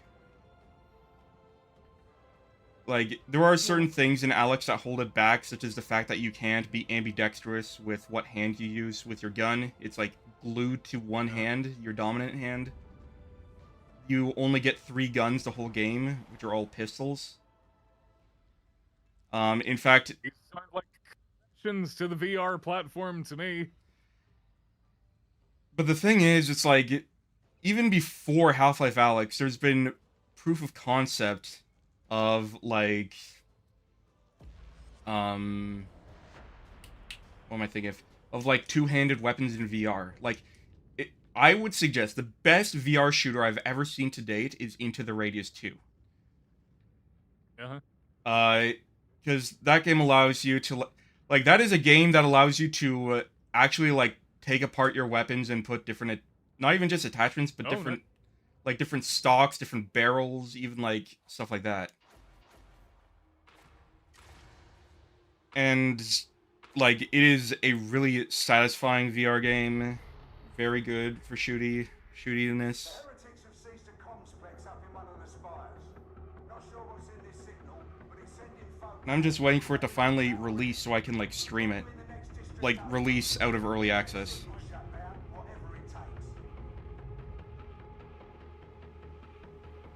I've mostly played, like, rhythm games on my VR. Beat Saber. Like, yeah, Beat Saber, and my favorite is Ragnarok, which is like, it's kind of like Guitar Hero, but you have drums. Sorry, using the crowbar? I'm still using my shivs. So the crowbar has 2 modes. How many modes can a crowbar have? 2. Blunt and claw end. Okay. And it's apparently like they the, both have different movesets, so that's gonna be interesting to try out. Oh, it's nifty. It's nifty. Oops, I used my stim. So yeah, I'm just rolling a drug addict, so I gotta have my fix. I'm tweaking out. this is the shit that put the Emperor on the throne. I'm pretty sure you were the one who made that joke. No, that wasn't me. That was, oh, I forget who it was exactly, but it wasn't me. I cannot take credit for that. I came up with the legendary Chaos Pack, which I think was the progenitor of those jokes, but I did not come up with that one. I think that was, maybe it was Chaotic Voices, I can't remember. But we're all pals. We all, mercilessly steal from each other and steal each other's ideas. You all get together and touch tips. Don't ever say that ever again. Was that too far? Why would you? I don't know. Because my neurons fired off at that moment in time. Keep them unfired. Alright. Thanks.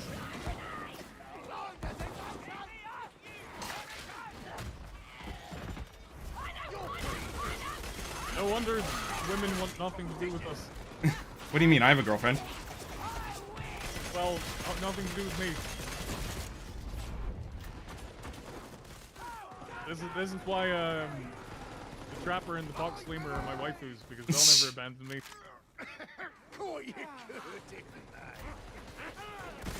That is true.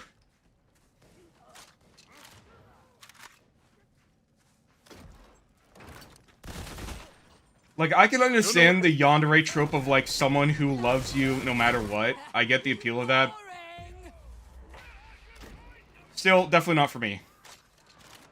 It tints realistic. It's one of them, what do you call it?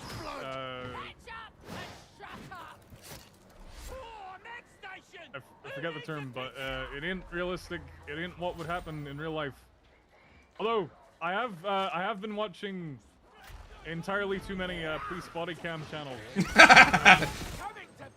I'll say there are a lot of situations where the male does something like completely boneheaded and stupid, and then the woman gets in the way and prevents the rest.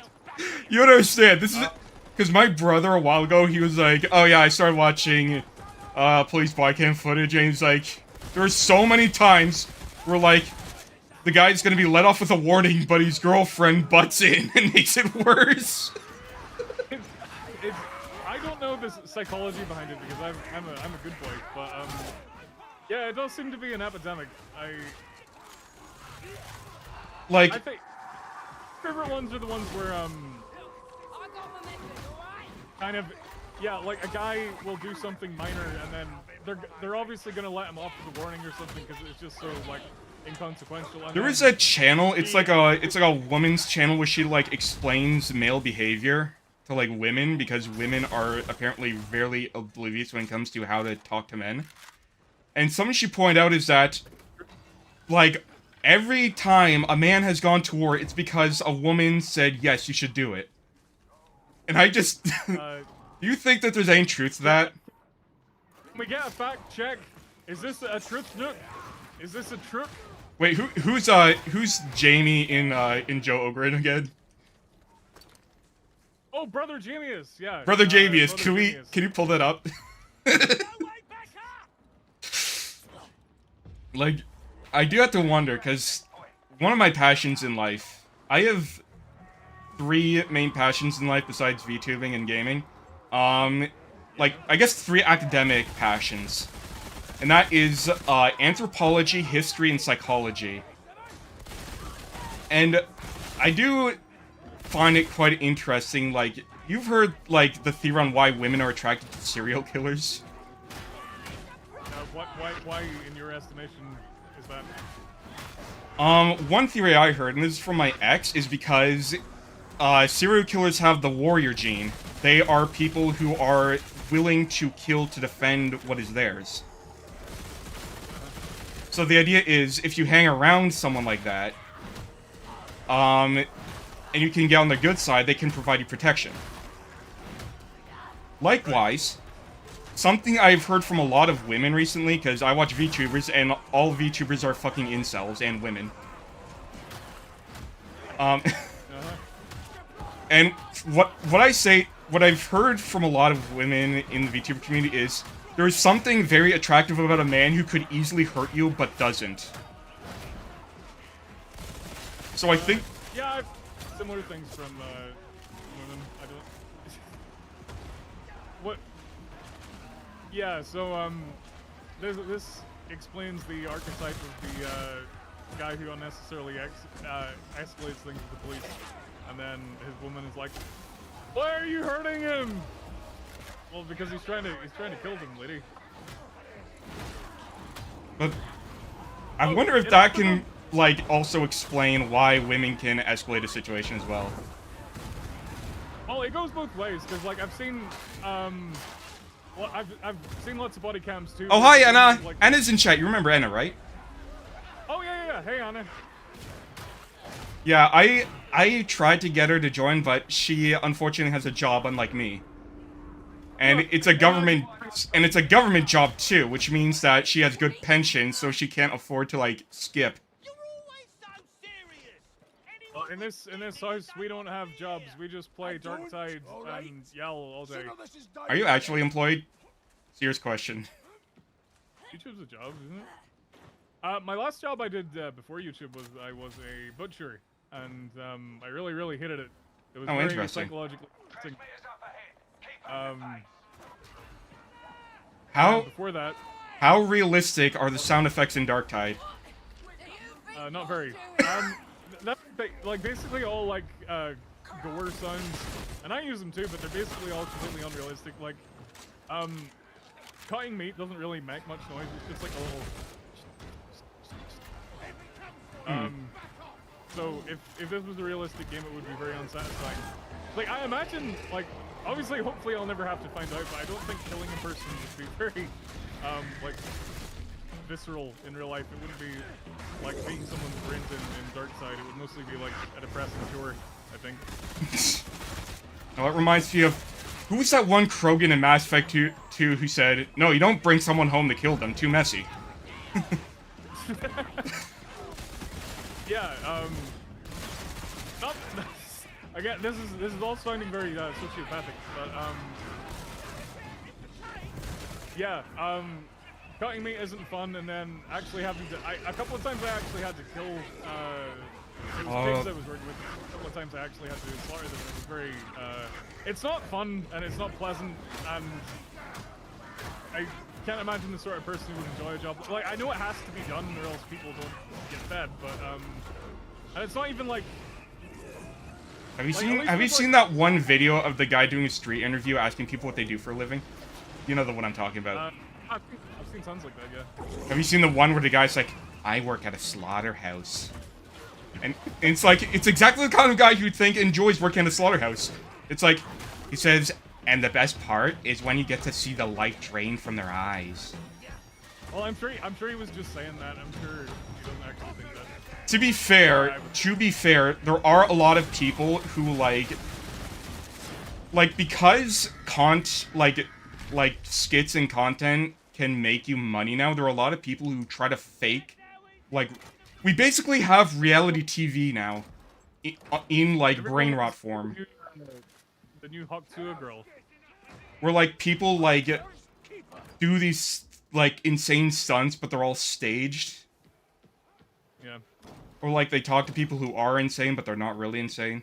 And then there's the people who are actually like insane and will legitimately like ruin their lives for content. You know what I'm talking about, right? Yeah. Yeah, I know exactly the type of person you mean, and they terrify me. I mean, I'm not scared of Johnny Somali. That guy's a coward. It's not necessarily even, well, you have to be, you have to worry about people who will like ruin your life for content, and then there are people who will ruin their own lives for content, and then, downstream of that, there are people who will like just like ritually humiliate themselves in the hope that they get famous. I mean, it worked for Jackass. Well, there. I don't know. I think there was an artistry to Jackass that was lacking in today's. There was, like, I don't know if we could have Jackass again. It feels like a very of its time thing. Well, if what you have to give to Jackass is that it was like sincere. I think the modern equivalent of Jackass would be something like the kind of stuff that Mr. Beast does, and that's all like really and corporate and stuff.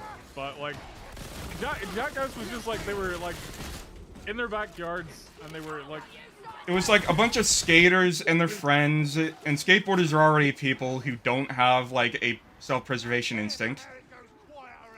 Yeah, exactly, and they were like. And they were just like doing stupid shit. Yeah, they were really hurting themselves, and that you wouldn't get that nowadays. Like people are too concerned about.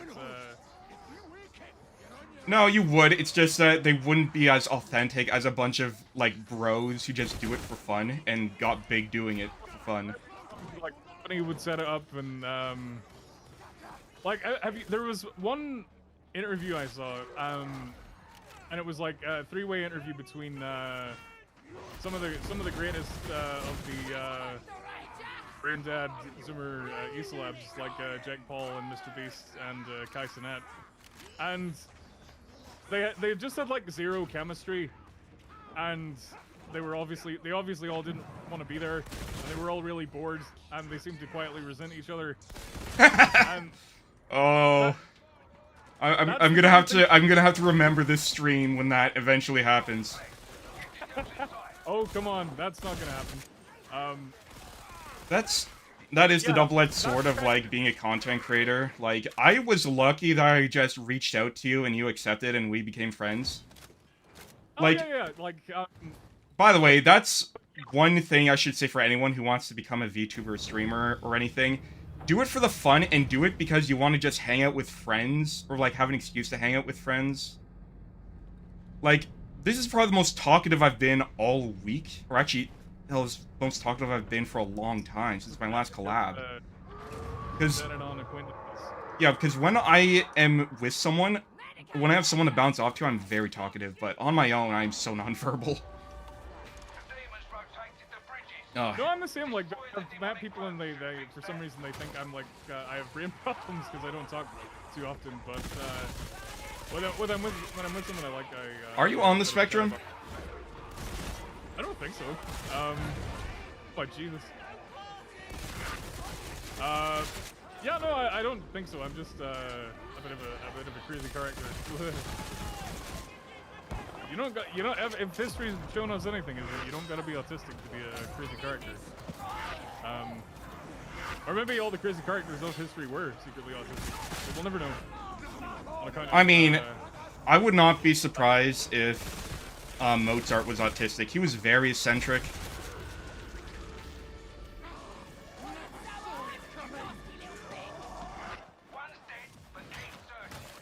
Well, I think part of being a genius in ye olden times seems to be like, it seems to be in large part linked to being gregarious and like outgoing and was he outgoing? I can't remember. Was Beethoven outgoing? I'm thinking of like even people who were like certified weirdos like Isaac Newton, like he was a crazy character and he was like maybe a bit introspective, but he had like lots of colleagues and one of the things that definitely made me question whether or not Mozart was autistic is my nephew, who is 4 now. Even before the age of 4, he could tune a guitar. Like, that kid is a musical genius. But the thing is, he's also a diagnosed autist. Okay, well, there you go. So it's like, that's the connection. I'm like, was Mozart? Because I know he was eccentric, and I know he was a weirdo. Without being an autismoid. And I know he was a musical genius, so was he autistic? Well, we may never know. We'll have to ask him when we ascend beyond the pearly gates. I mean, if If we could actually identify the autism gene, we could potentially dig up his body and do a DNA test. No, I guess so.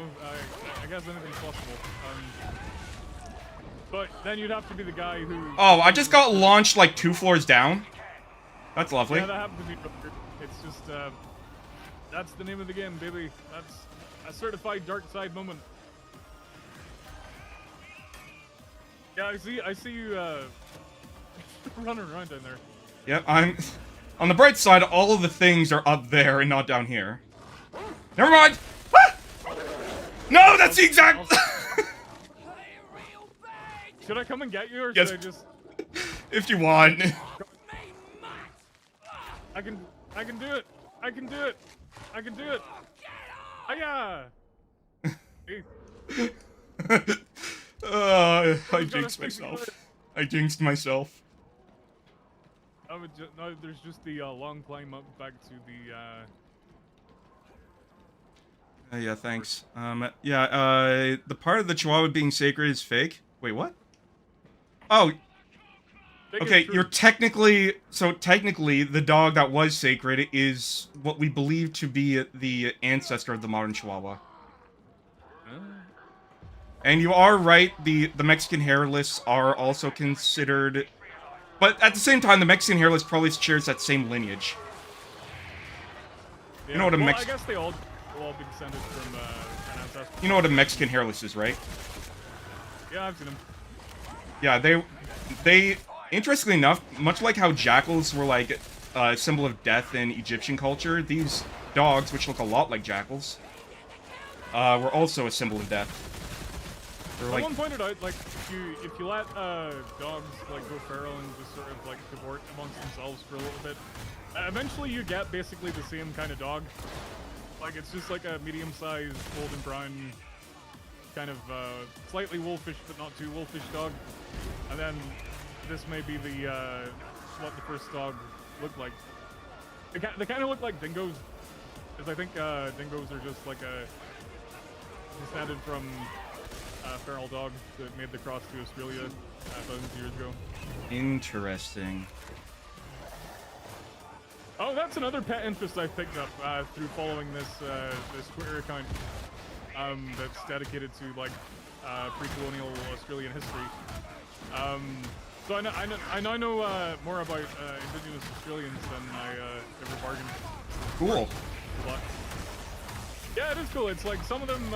It's like there's a wide range of like different cultures and stuff. Like some of them are like, some of them seem like cool guys, and then some of them seem like super villains. But yeah, it's an interesting topic. Yeah, like it would be a lot like it would be a lot like saying that you're British. Like, of course, there's gonna be other ethnic groups on this fucking continent. Oh yeah, well that's the interesting thing. Like some of them might be descended from different ancestral populations than the other, because Tasmanians are not, well, weren't, I should say, because they're all like gone now. But I know that there are regions of Southeast Asia that are like very African looking, but other regions that are very Polynesian.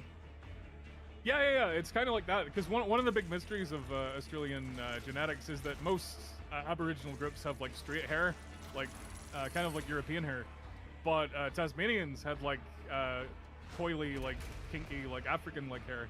So people wonder why that was, but we've not yet found an answer. Well, I say the answer is they came from Agartha.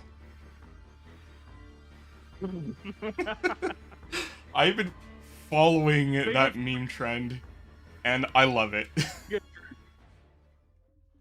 Actually, the getting into esoterica.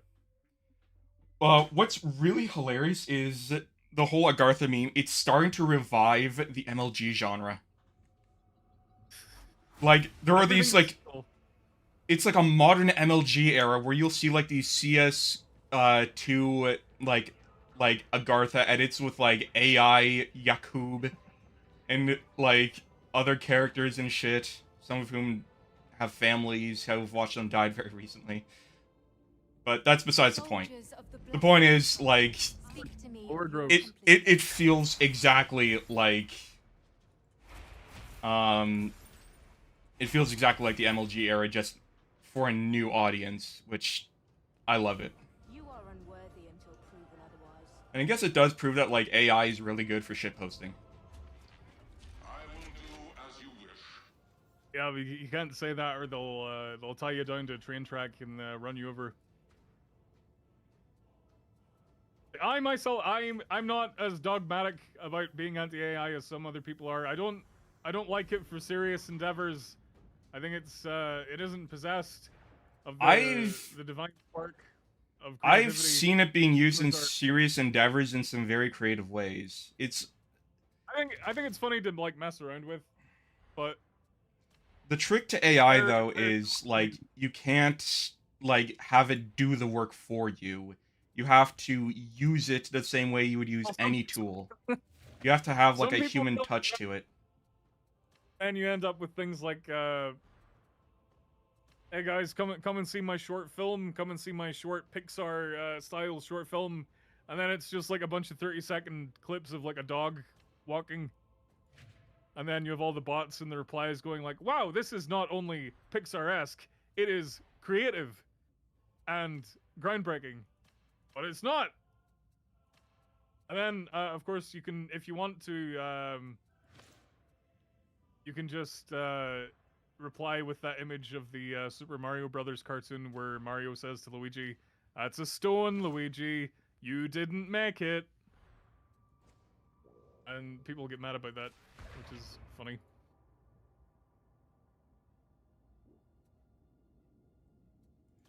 Alright, so very quickly, I want to test this missile launcher, see if it's like an actual anti-Ogren weapon.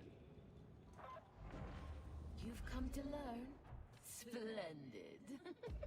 You could, if you so desired, go to the like little practice room and see the precise numbers.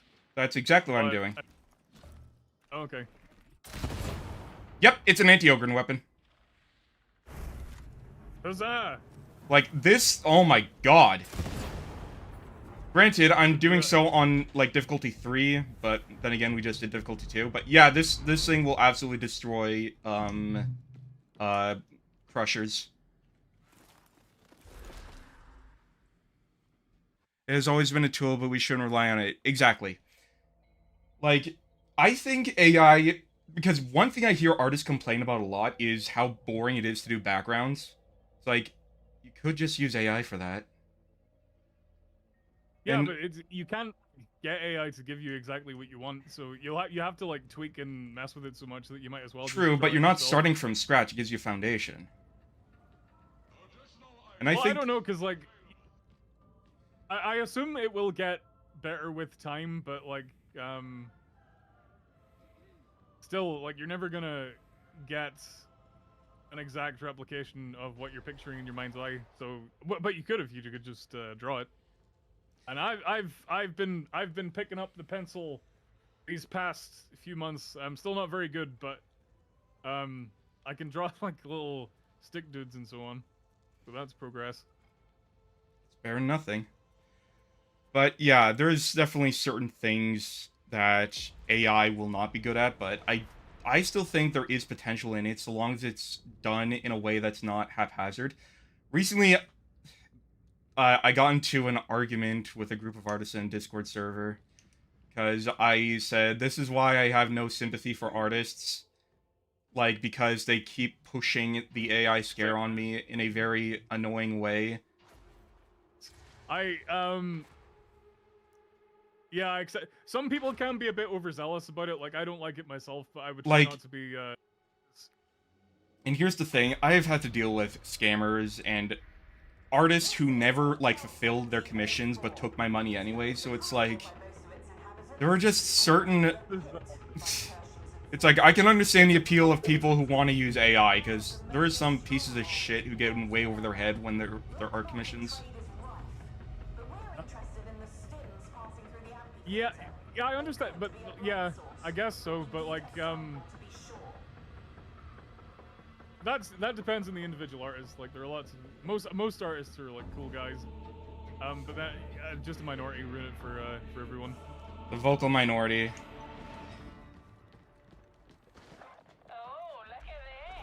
Like I recently I don't know if you saw my like art drive thing I do in December, but like I commissioned a bunch of artists to do Warhammer artwork using the channel's funds during the month of December, and like last year I had a lot of trouble getting this one artist to respond to me, even though they like accepted payment up front.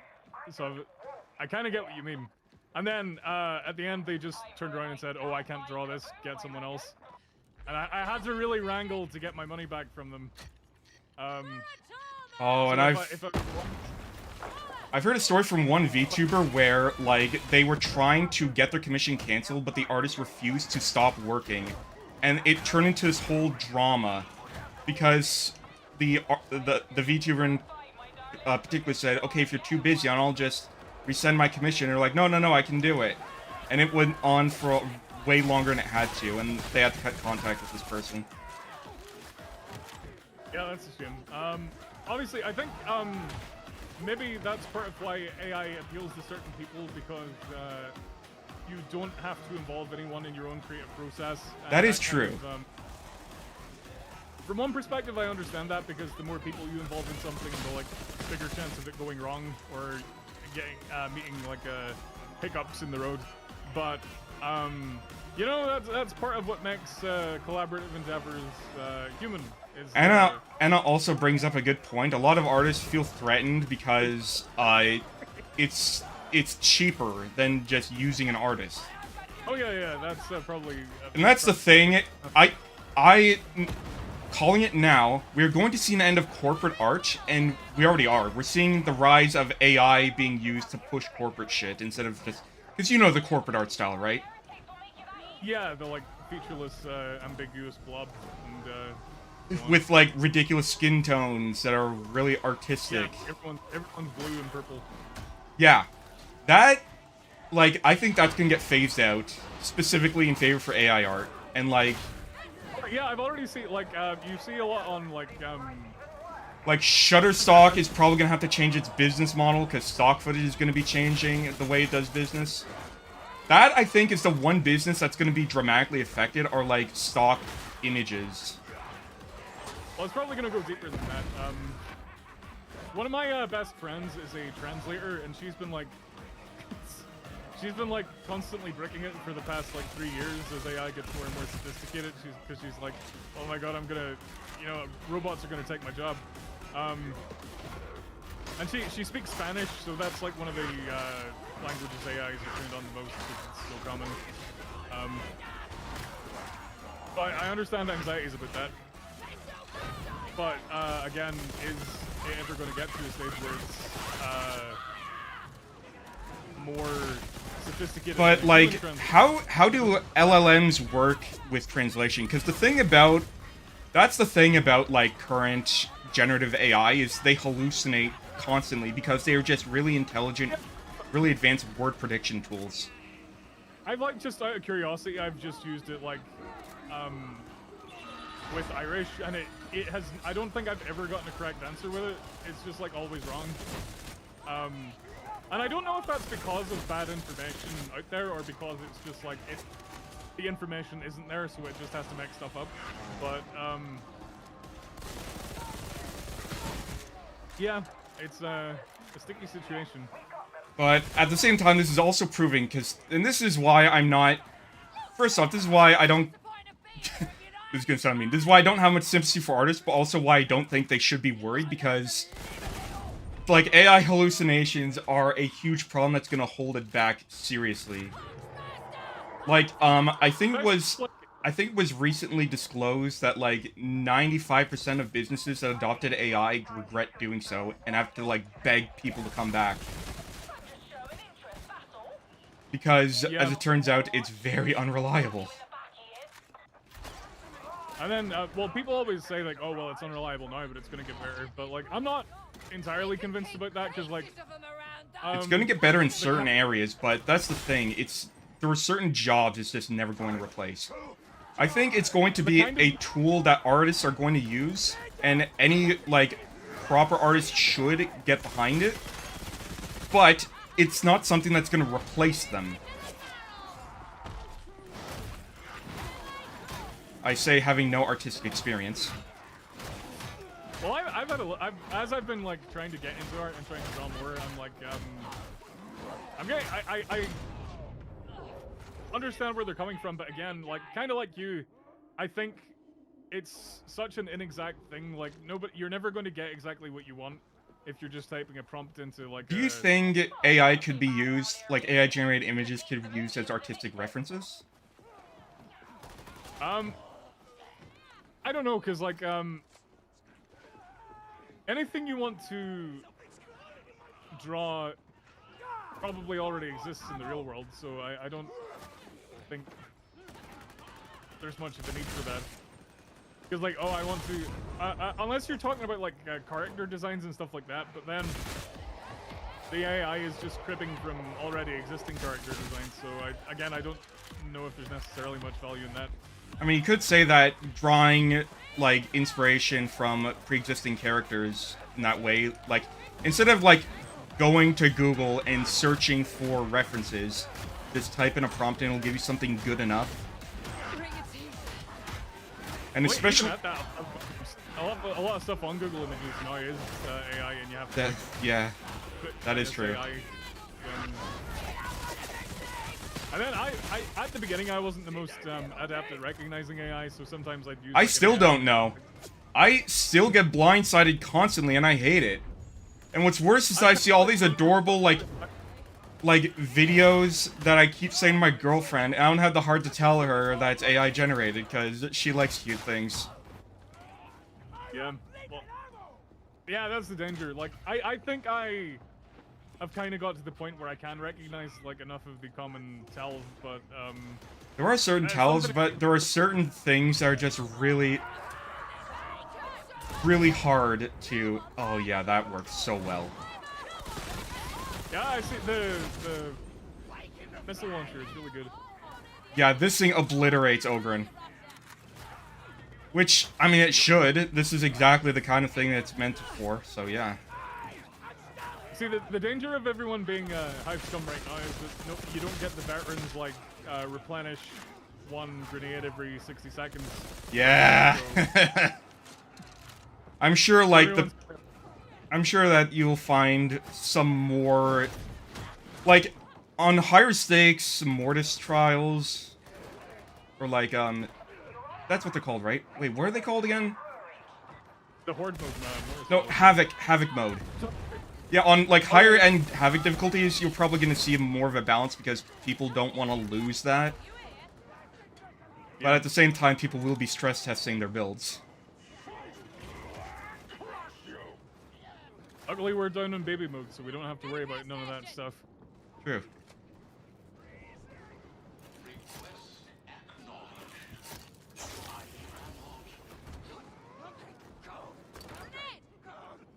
Okay, I just experienced some serious frame drops for a second.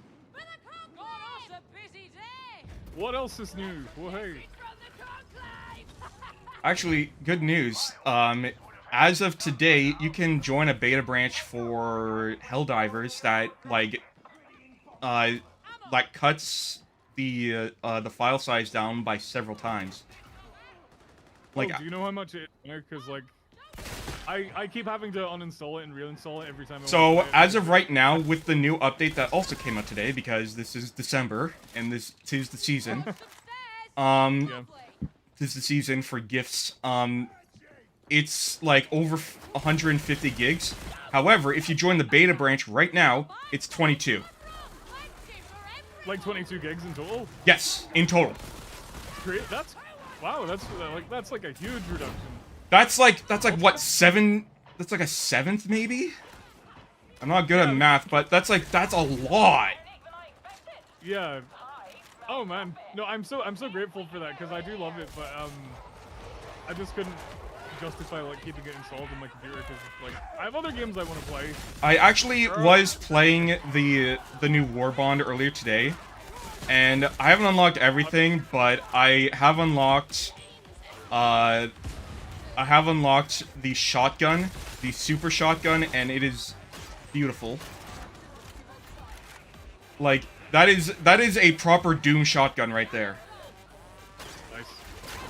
That's the gold standard. That's the gold standard. Actually, the armor that came with it is called Fiend Slayer, and it looks very reminiscent of Doom armor. Isn't it like a... Are they doing kind of like a Doom thing with it, or...? It's a sequel to the Viper Commando Warbond, although it feels a bit more predatory than, like, Vietnam-y. So like we have an assault rifle with an underbarrel grenade launcher, which is also pretty fun. We get like a handheld minigun. Oh, nice. Yes, it's really nice. We get it's called the Deforcer, and it's basically an eviscerator chainsword. That does kind of that reminds me of that bit from Predator where they're all like shooting into the trees, and all the trees come down. And there are certain objectives, like the Spore Spheres, you can cut those down with the chainsaw. Oh, nice. Oh shit, I'm out of rockets. I'm out of rockets. I would have loved to see how this would have worked with a missile launcher.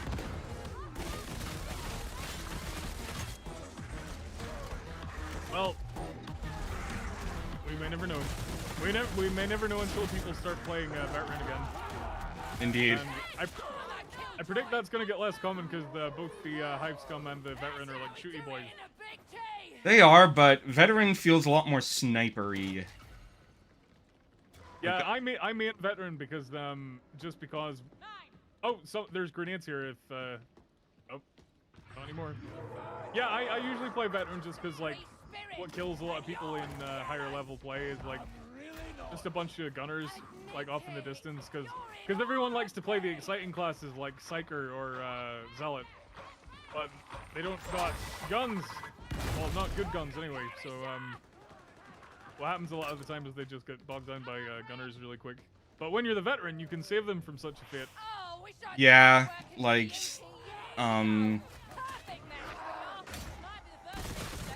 like, I love playing snipers in video games. There's just something so satisfying about one shot, one kill. Yeah. Oh my god. 2 and 1. Speed. One shot, 2 kills. Yeah.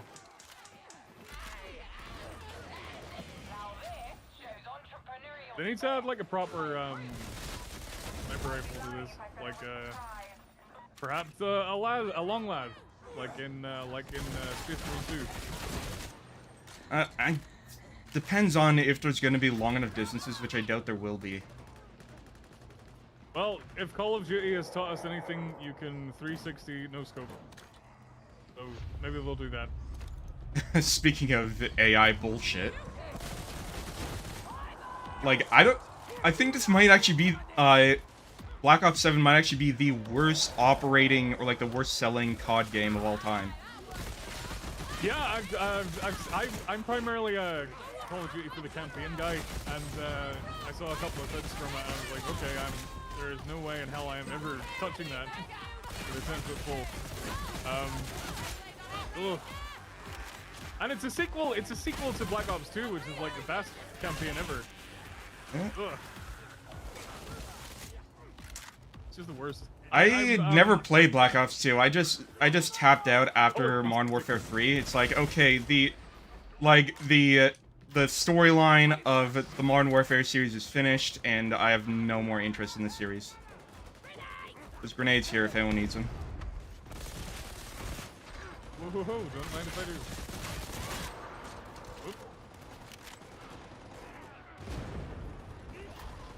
Yeah, in my opinion, Black Ops 2, a legendary first-person shooter campaign. But they've just gone and mucked that up now with this Abominable intelligence. Yeah, exactly. I have to wonder how much of the story itself was written by AI too, because like looking at that infamous screenshot of that boss, that does not feel like something that they would like consciously put in.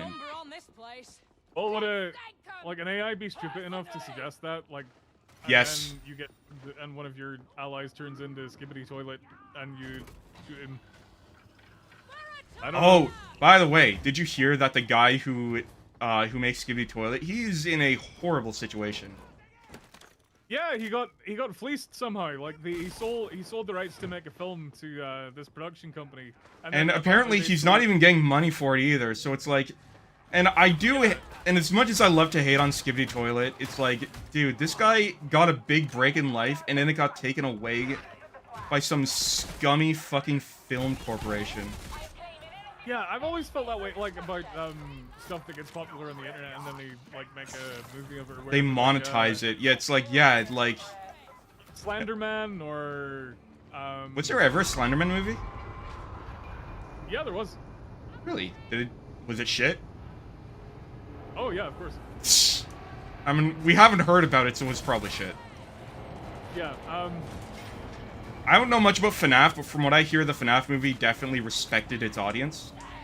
Well, I think that's because the guy who makes FNAF is kind of like he's been at this for a while, so he knows like how not to get dicked around. Yeah, all I know is that if I'm going to be, like, if I'm going to have some big, like, IP that is going to be, like, something that, like, is coveted by movie studios and, like, can we please make a movie about it? I'm going to make the contract that I get to veto every decision if I feel like it. And I get to see everything. And if I decide to shut this project down, I get to. And I don't care how much money is wasted. Let this be a lesson to the studios that are hovering around my head, clamoring to make a tech and mech film. Nuh-uh, I say, nuh-uh. Like, I would trust a director who knows what they're doing, but I would still want veto powers still. Like, yeah, that's a bare minimum, I think. And then, of course, I guess the... like, I kind of understand why Tolkien's family are so protective of his works. Or, they used to be, anyway. Whoa! Well, keep in mind that the only reason, or at least I think the only reason, the Lord of the Rings show on fucking Amazon was so inaccurate was because they were only given like one chapter of the Silmarillion to legally work with. Oh no, yeah, that's the thing. They only got the rights to the Lord of the Rings books, and what they're using as the basis for that show is just the stuff in the appendices. So it's just like the Cliff Notes version of what happens. Yeah, so I think that's at least part of what's to blame. Yeah. I just don't understand that mentality at all. Like, if you're gonna spring for the rights to like one of the most, I guarantee you. Well, first off, apparently, if I understand it correctly, it's not that they didn't want to spring for the rights. It's either that A, they didn't realize that they weren't getting all the rights, or B, the family wouldn't let them have all the rights. Well, I understand the temptation to like. There's bound to have been a better way to do it, though. Because, like, what they've done right now hasn't pleased anyone, I don't think. Nope. And it's not even bad, necessarily, it's just that it doesn't feel like Lord of the Rings. I find it interesting the way, like, there's so many companies that are struggling to understand how to create new things. Well, people don't want new things, they want the old thing. They want the new thing, or specifically, they want the old thing, but it's packaged as a completely new thing. Like, there are a lot of stories that have been retold over millennia that are the exact same, just with different characters and different settings. Like, what's that one cowboy movie called, The Magnificent Seven or whatever? Yeah, it's based on... It's based on a story about 7 samurais. So that was a Japanese story. Likewise, Star Wars was inspired by a lot of, like, Japanese stories. So yeah, it's just shit being recycled, but... And as well, it's like they can't seem to figure out how to reach out to a younger audience. Yeah. By the way, Speaking of, what do you think, like, Gen Alpha kids are gonna be nostalgic for? Like, what do you... Oh, jeez. Because we have lived through the point where, like, SNES and, like, PS1 era games are considered, like, even PS2 games are now considered retro, and people are, like, recreating that aesthetic for, like, the nostalgia factor. Well, maybe it'll be like the brown and bloom era of the PS3 and 360. Like maybe that'll be what people. I think that's gonna be when it's my generation's turn. It's gonna be like the oversaturated bloom, gray, brown. But like, Well, what would Gen Alpha find nostalgic? Like, because keep in mind the kind of shit Gen Alpha's been exposed to. They've been exposed to lots of AI slop. They've been exposed to a lot of cursed, low effort, like, shit on YouTube. On the YouTube Kids app. So and I just cannot wait. maybe it'll be nostalgic for like Spider-Man injecting Elsa from. Yeah, that's fucking awesome. That's definitely gonna be one of the things they might be nostalgic for. Like, that would be to them what like late 90s, early 2000s. Like, you know how, like, a lot of people are, like, nostalgic about Courage the Cowardly Dog for its horrifying visuals? That's probably gonna be their Courage. In less than 10 years, COD Modern Warfare will be retro media. Yes, you are correct. Like, wait, when did Call of Duty 4 come out? Back That when was they... like I think that was like 2007, 2008. So... Oh no, 2009 maybe. Hold on, let me look this up quickly. Where's my phone? Fuck, I don't know where my phone is. Oh, it's in my other pocket. Got a difference between Call of Duty Modern Warfare and Call of Duty Modern Warfare. Back in my day, we didn't call it Modern Warfare, we called it Call of Duty 4 because that was what it was called, and because there were 3 other games before that. Back in my day, we didn't have no skibbity toilet boss fights.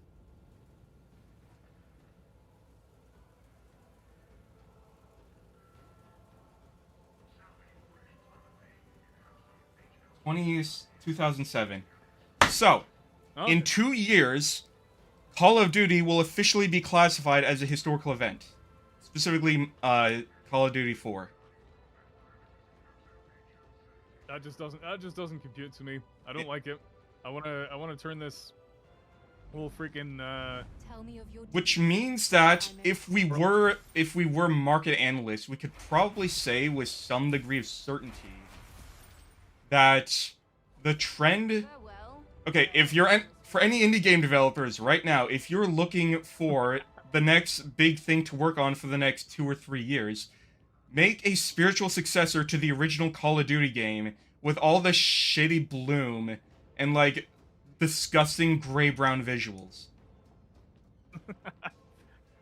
Oh, I don't know if we'll ever see nostalgic throwbacks to that because it takes too much. I don't want to denigrate the efforts of people who've been making like PS1 retro stuff, but like it feels like PS3 is too much for like an indie developer with no resources to do. That is true. Yeah, because you do see like lots of PS2 inspired like retro stuff that's Like the low now, poly but aesthetic still- is easy to replicate. Yeah, so I don't know if people are going to be able to do PS3 level stuff like on their own, but it'd be interesting to see because I think there definitely would be a market for it. Oh, absolutely. If you said that you made a spiritual successor to the Call of Duty 4 campaign, fuck yeah.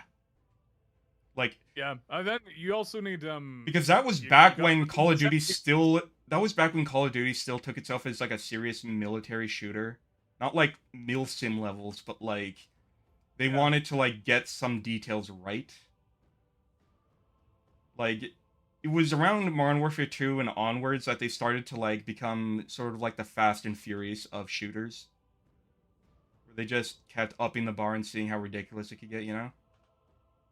Yeah. Well, some people would say the when they started going into sci-fi stuff, that was kind of the death knell for taking itself seriously. But the first couple of like sci-fi games were they were pretty restrained, I thought. Like I think Black Ops 2 was, I think that was the first one, and then they kind of got increasingly outlandish from there. But I guess that's the way of all things. Like they get increasingly bombastic and crazy over time. Even Warhammer, even Warhammer. I mean, let's face it, when has Warhammer never been over the top? Well, actually, the in some ways the first edition was a bit more low key than it is now. Really, the first edition was more subtle. In some ways, because like the like little lore tidbits you'd get in the rulebook, it would say stuff like, well, you know, there's no point in dying for the Emperor. You know, you better live for tomorrow to fight another day, and stuff like that. Where that kind of stuff wouldn't fly nowadays. Which book was that in?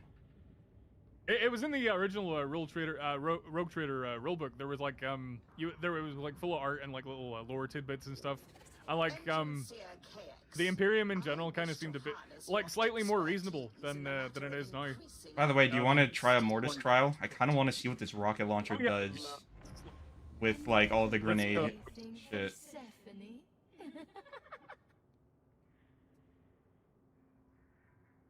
Team matchmaking not available. What? That's why. Can you do it? Oh, maybe it's because I'm the host. Maybe. Yeah, we can only do silly little baby mode, but is that coming up for you? Yeah. We're doing it. But yeah, because like I will never forget the nuke in Call of Duty 4. And like that one, it was a mission technically, but like you just crawled out of a helicopter. Do you remember that scene? Yeah, I remember that. That That like, was fucking raw.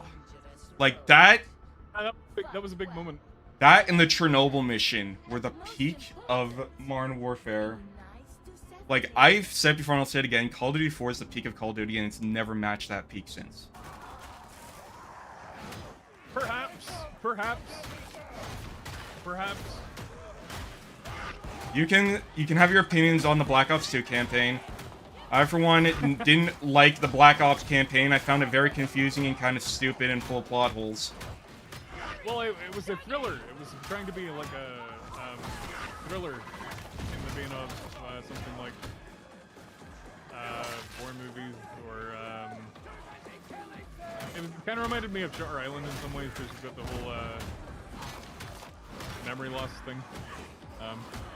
Yeah, but like, how did Reznov get into that fucking, like, room with, like, the fucking mind control shit? And how did this fucking drunk Soviet war relic figure out how to, like, actually implement his own mind control on a Mason? Spoilers, by the way, for a game that's almost 20 years old now. Don't think about it too hard.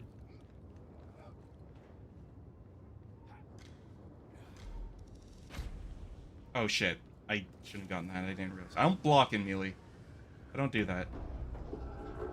There's no need for blocking.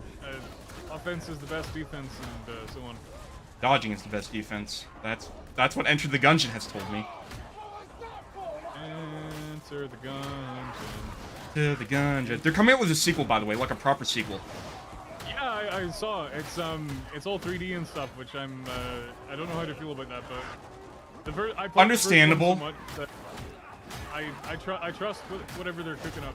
Keep in mind, and you're gonna think I'm crazy, but the first game was technically a 3D game.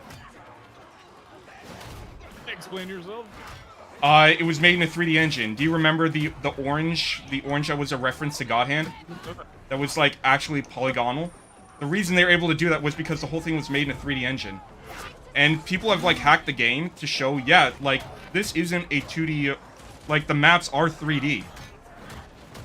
That's interesting. I didn't It's know just that they use 2D sprites for everything. From what I understand, it's actually easier to develop a game in a 3D engine than in a 2D engine.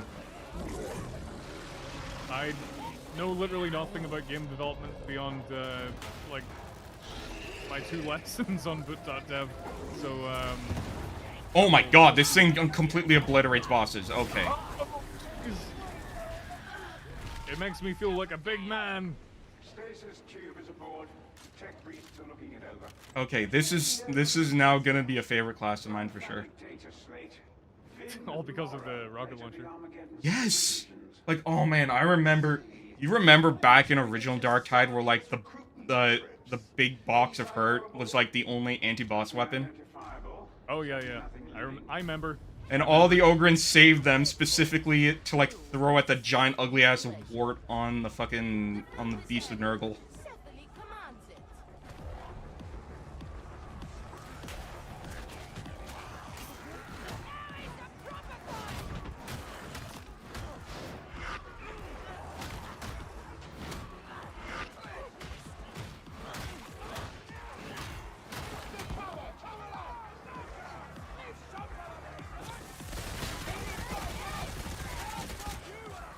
But I am still excited for Enter Gungeon 2, assuming the same devs are working on it, because that's something you have to worry about nowadays. Are the original devs still with the studio? Well, I think that, I guess that's less of a worry for like a small independent team. I think there's a small independent team, but yeah, that's what, when people say like, oh, X company is doing Y, it's going back to the roots. A return yeah, to no. form. I Yeah, like to toss that word around. What, this is probably the only case of this in history of anyone doing this particular game. But I get really mad about Assassin's Creed Mirage when they were doing that thing, because they were saying like, oh, it's going back to the roots, but they didn't go back to the roots. It's in the same engine as the recent weird RPG games that they did. But was it still, like, was it still a more traditional, non-shitty RPG version? No, it was still the same. So you still still couldn't the- assassinate someone unless you had a level high gear enough. Yeah, it's exactly the same. It just takes place in the Middle East, like the first game. So I guess that's what they meant. But I stopped playing it after Brotherhood. Like, I had to, like... I know a lot of people love Brotherhood. I wasn't a big fan of it. It felt like a very... It felt like a very drawn-out game to me. Maybe because I wasn't playing it properly. This is sacrilege in certain circles, but I am not a huge fan of Ezio as a character. Stephanie thinks you So- should have a majoris indulgence now. I know he's a fan favorite. I don't like him too much. I think he's kind of generic. So when they made nothing but Ezio games for like 3 games in a row, I was like, okay, I'm out. I mean, He hopped back on. I liked his, like, character development. He started as this, like, privileged rich kid who, like, got into fights with, like, other, like, families and, like, fucked women. And, but... Yeah, I don't know. Like, But I like the... find him endearing. But I do like how, like, at the end of Brotherhood, he doesn't even bother killing the... Who the hell is the Pope anymore? Like, he doesn't bother because it's like, I don't care. I'm not here for you. And, like, killing you isn't gonna bring back my family. It's not gonna unruin my life. I thought that was pretty cool.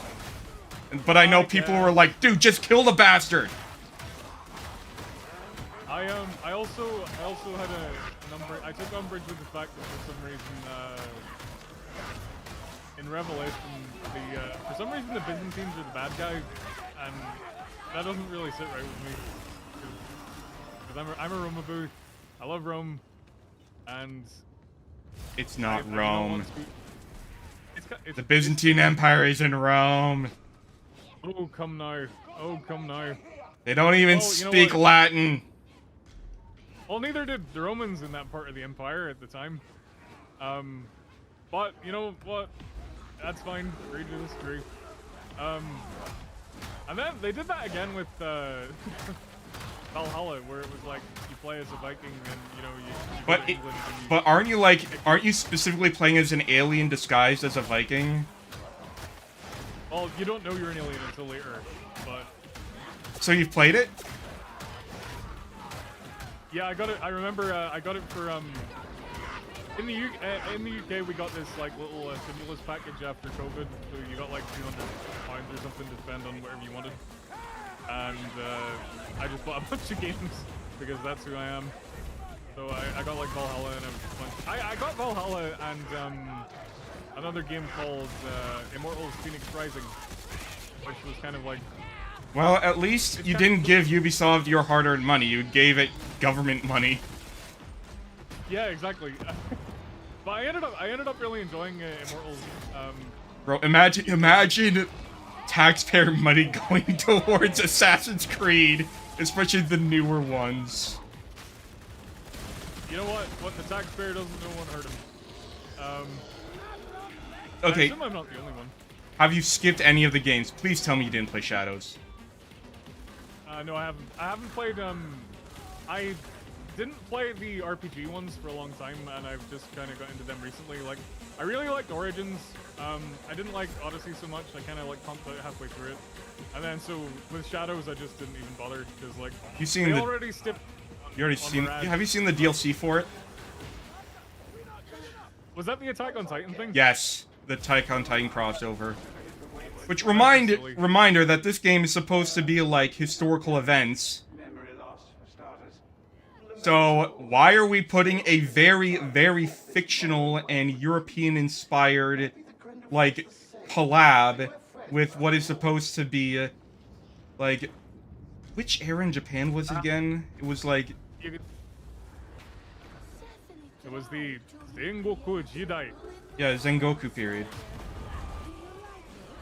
No, you gotta, Yeah, first and last DLC. Yeah, they announced they're not making any more DLC for it because they kind of already realized no one's buying this. I don't understand why they thought it was a good idea. They think that it's like, well, this is one of the best. This is one of the best animes, and we want weeaboos because this is a Japanese game.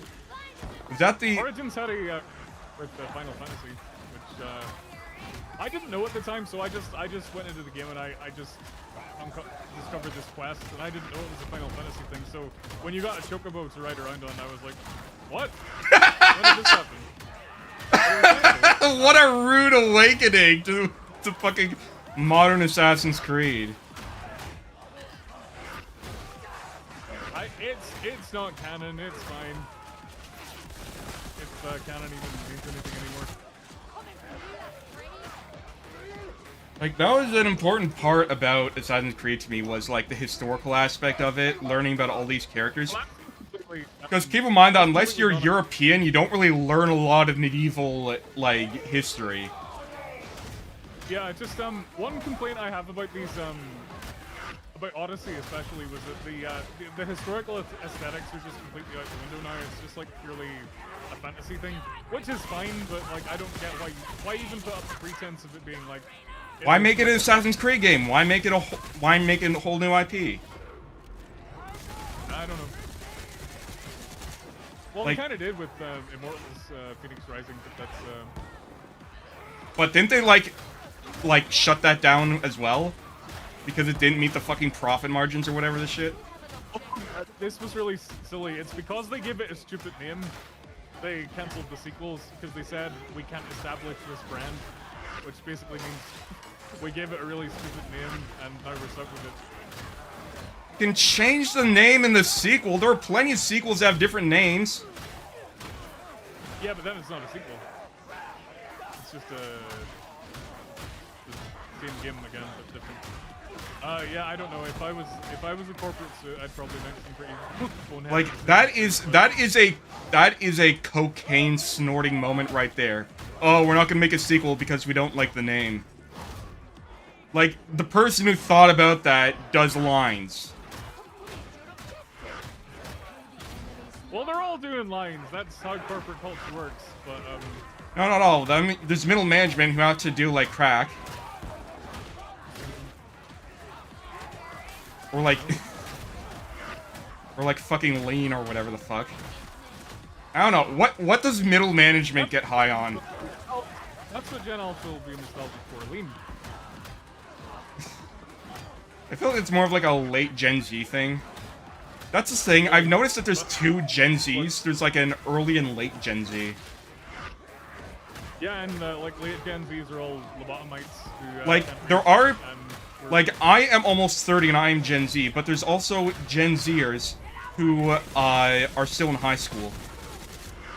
That's a very Yeah. big dynamic shift. I think I'm just like on the cusp. But I refer to myself as a millennial just because. Well, what year were you born in?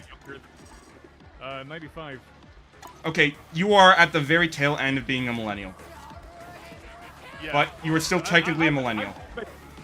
I've made my peace with that. I think it's okay. I understand millennials are responsible for a lot of cringe. But, you know, you just have to kind of... I mean, they don't call it millennial writing for nothing. So, that just happened. Yeah. Okay, I need to get something off my chest. Dispatch is a guilty pleasure of mine. I haven't played it. I've seen... I haven't played it, but I think it looks pretty good. It is so full of millennial writing, and it does make me cringe, but at the same time, it actually makes me care about the characters. Oh, there's a hot demon lady. Unfortunately, you don't get to date her, but you do get to... You get your choice between, basically, like, the Wonder Woman stand-in, who's like your boss, the mommy character, or you get the bratty, tomboy, who the slight majority of the community goes over, myself included. I just tried to shoot someone with no ammo and I got killed. But, oh man, and one character hits particularly hard for me, and that's, Phenomenon, who's like the universe's Superman. Because he's just a straight up alien who finds it hard to understand certain concepts. And he is completely incapable of breeding with humans. That's a lore thing I'm dropping. But in the game, he experiences a breakup. And he gets, like, giga depressed. Like, you want to know what Superman is like depressed? You want to know what the most powerful being in existence is depressed? And it just hit me so hard, because, like, 2 years ago I had my first breakup, and that, oh my god, that hit me so fucking hard. Yeah.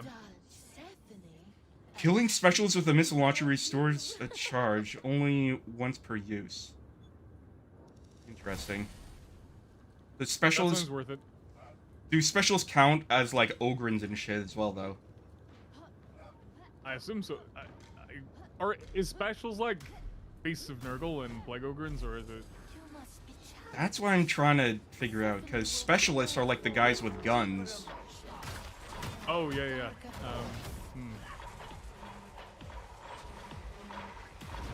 I still don't know. Every ability gives you extra cleave, and I'm still not sure. Actually, if they do make a Dispatch sequel, you might be able to get a job as a voice actor there, because they had like a lot of like personalities, and I think that's a good way to market a game to like a younger audience. Is like they have Moist Critical voicing a character, and he's actually a really funny character too. He's a literal Batman. Oh shit. Did we just got wiped? Yep. Yeah, so Moist Critical plays this like literal Batman character. Oh, chill. Who like he's just lovable and goofy. No, El Claudio. Gen Z starts at 96. I don't know why there's so much discord about when it starts. I looked it up, it's at 96. I trust that number. I trust that I'm not a millennial. Maybe we're all millennials to someone. Well, we're certainly getting shafted like millennials when it comes to the workforce. Heard people say it's even worse. Then again, I have not been able to hold a stable job for more than 18 months. I think that's pretty good. 18 months. That's like a year and some change. Hell, they extended my contract for 6 months because they liked me so much. But There the you contract go. That's the spirit. But contracts are contracts. There's a guy here called Stank. I just realized the top armor I'm wearing has the wrong gang sign on it. I need to change that. Why would you betray your train gang like this? Exactly. I'm not a water cartel.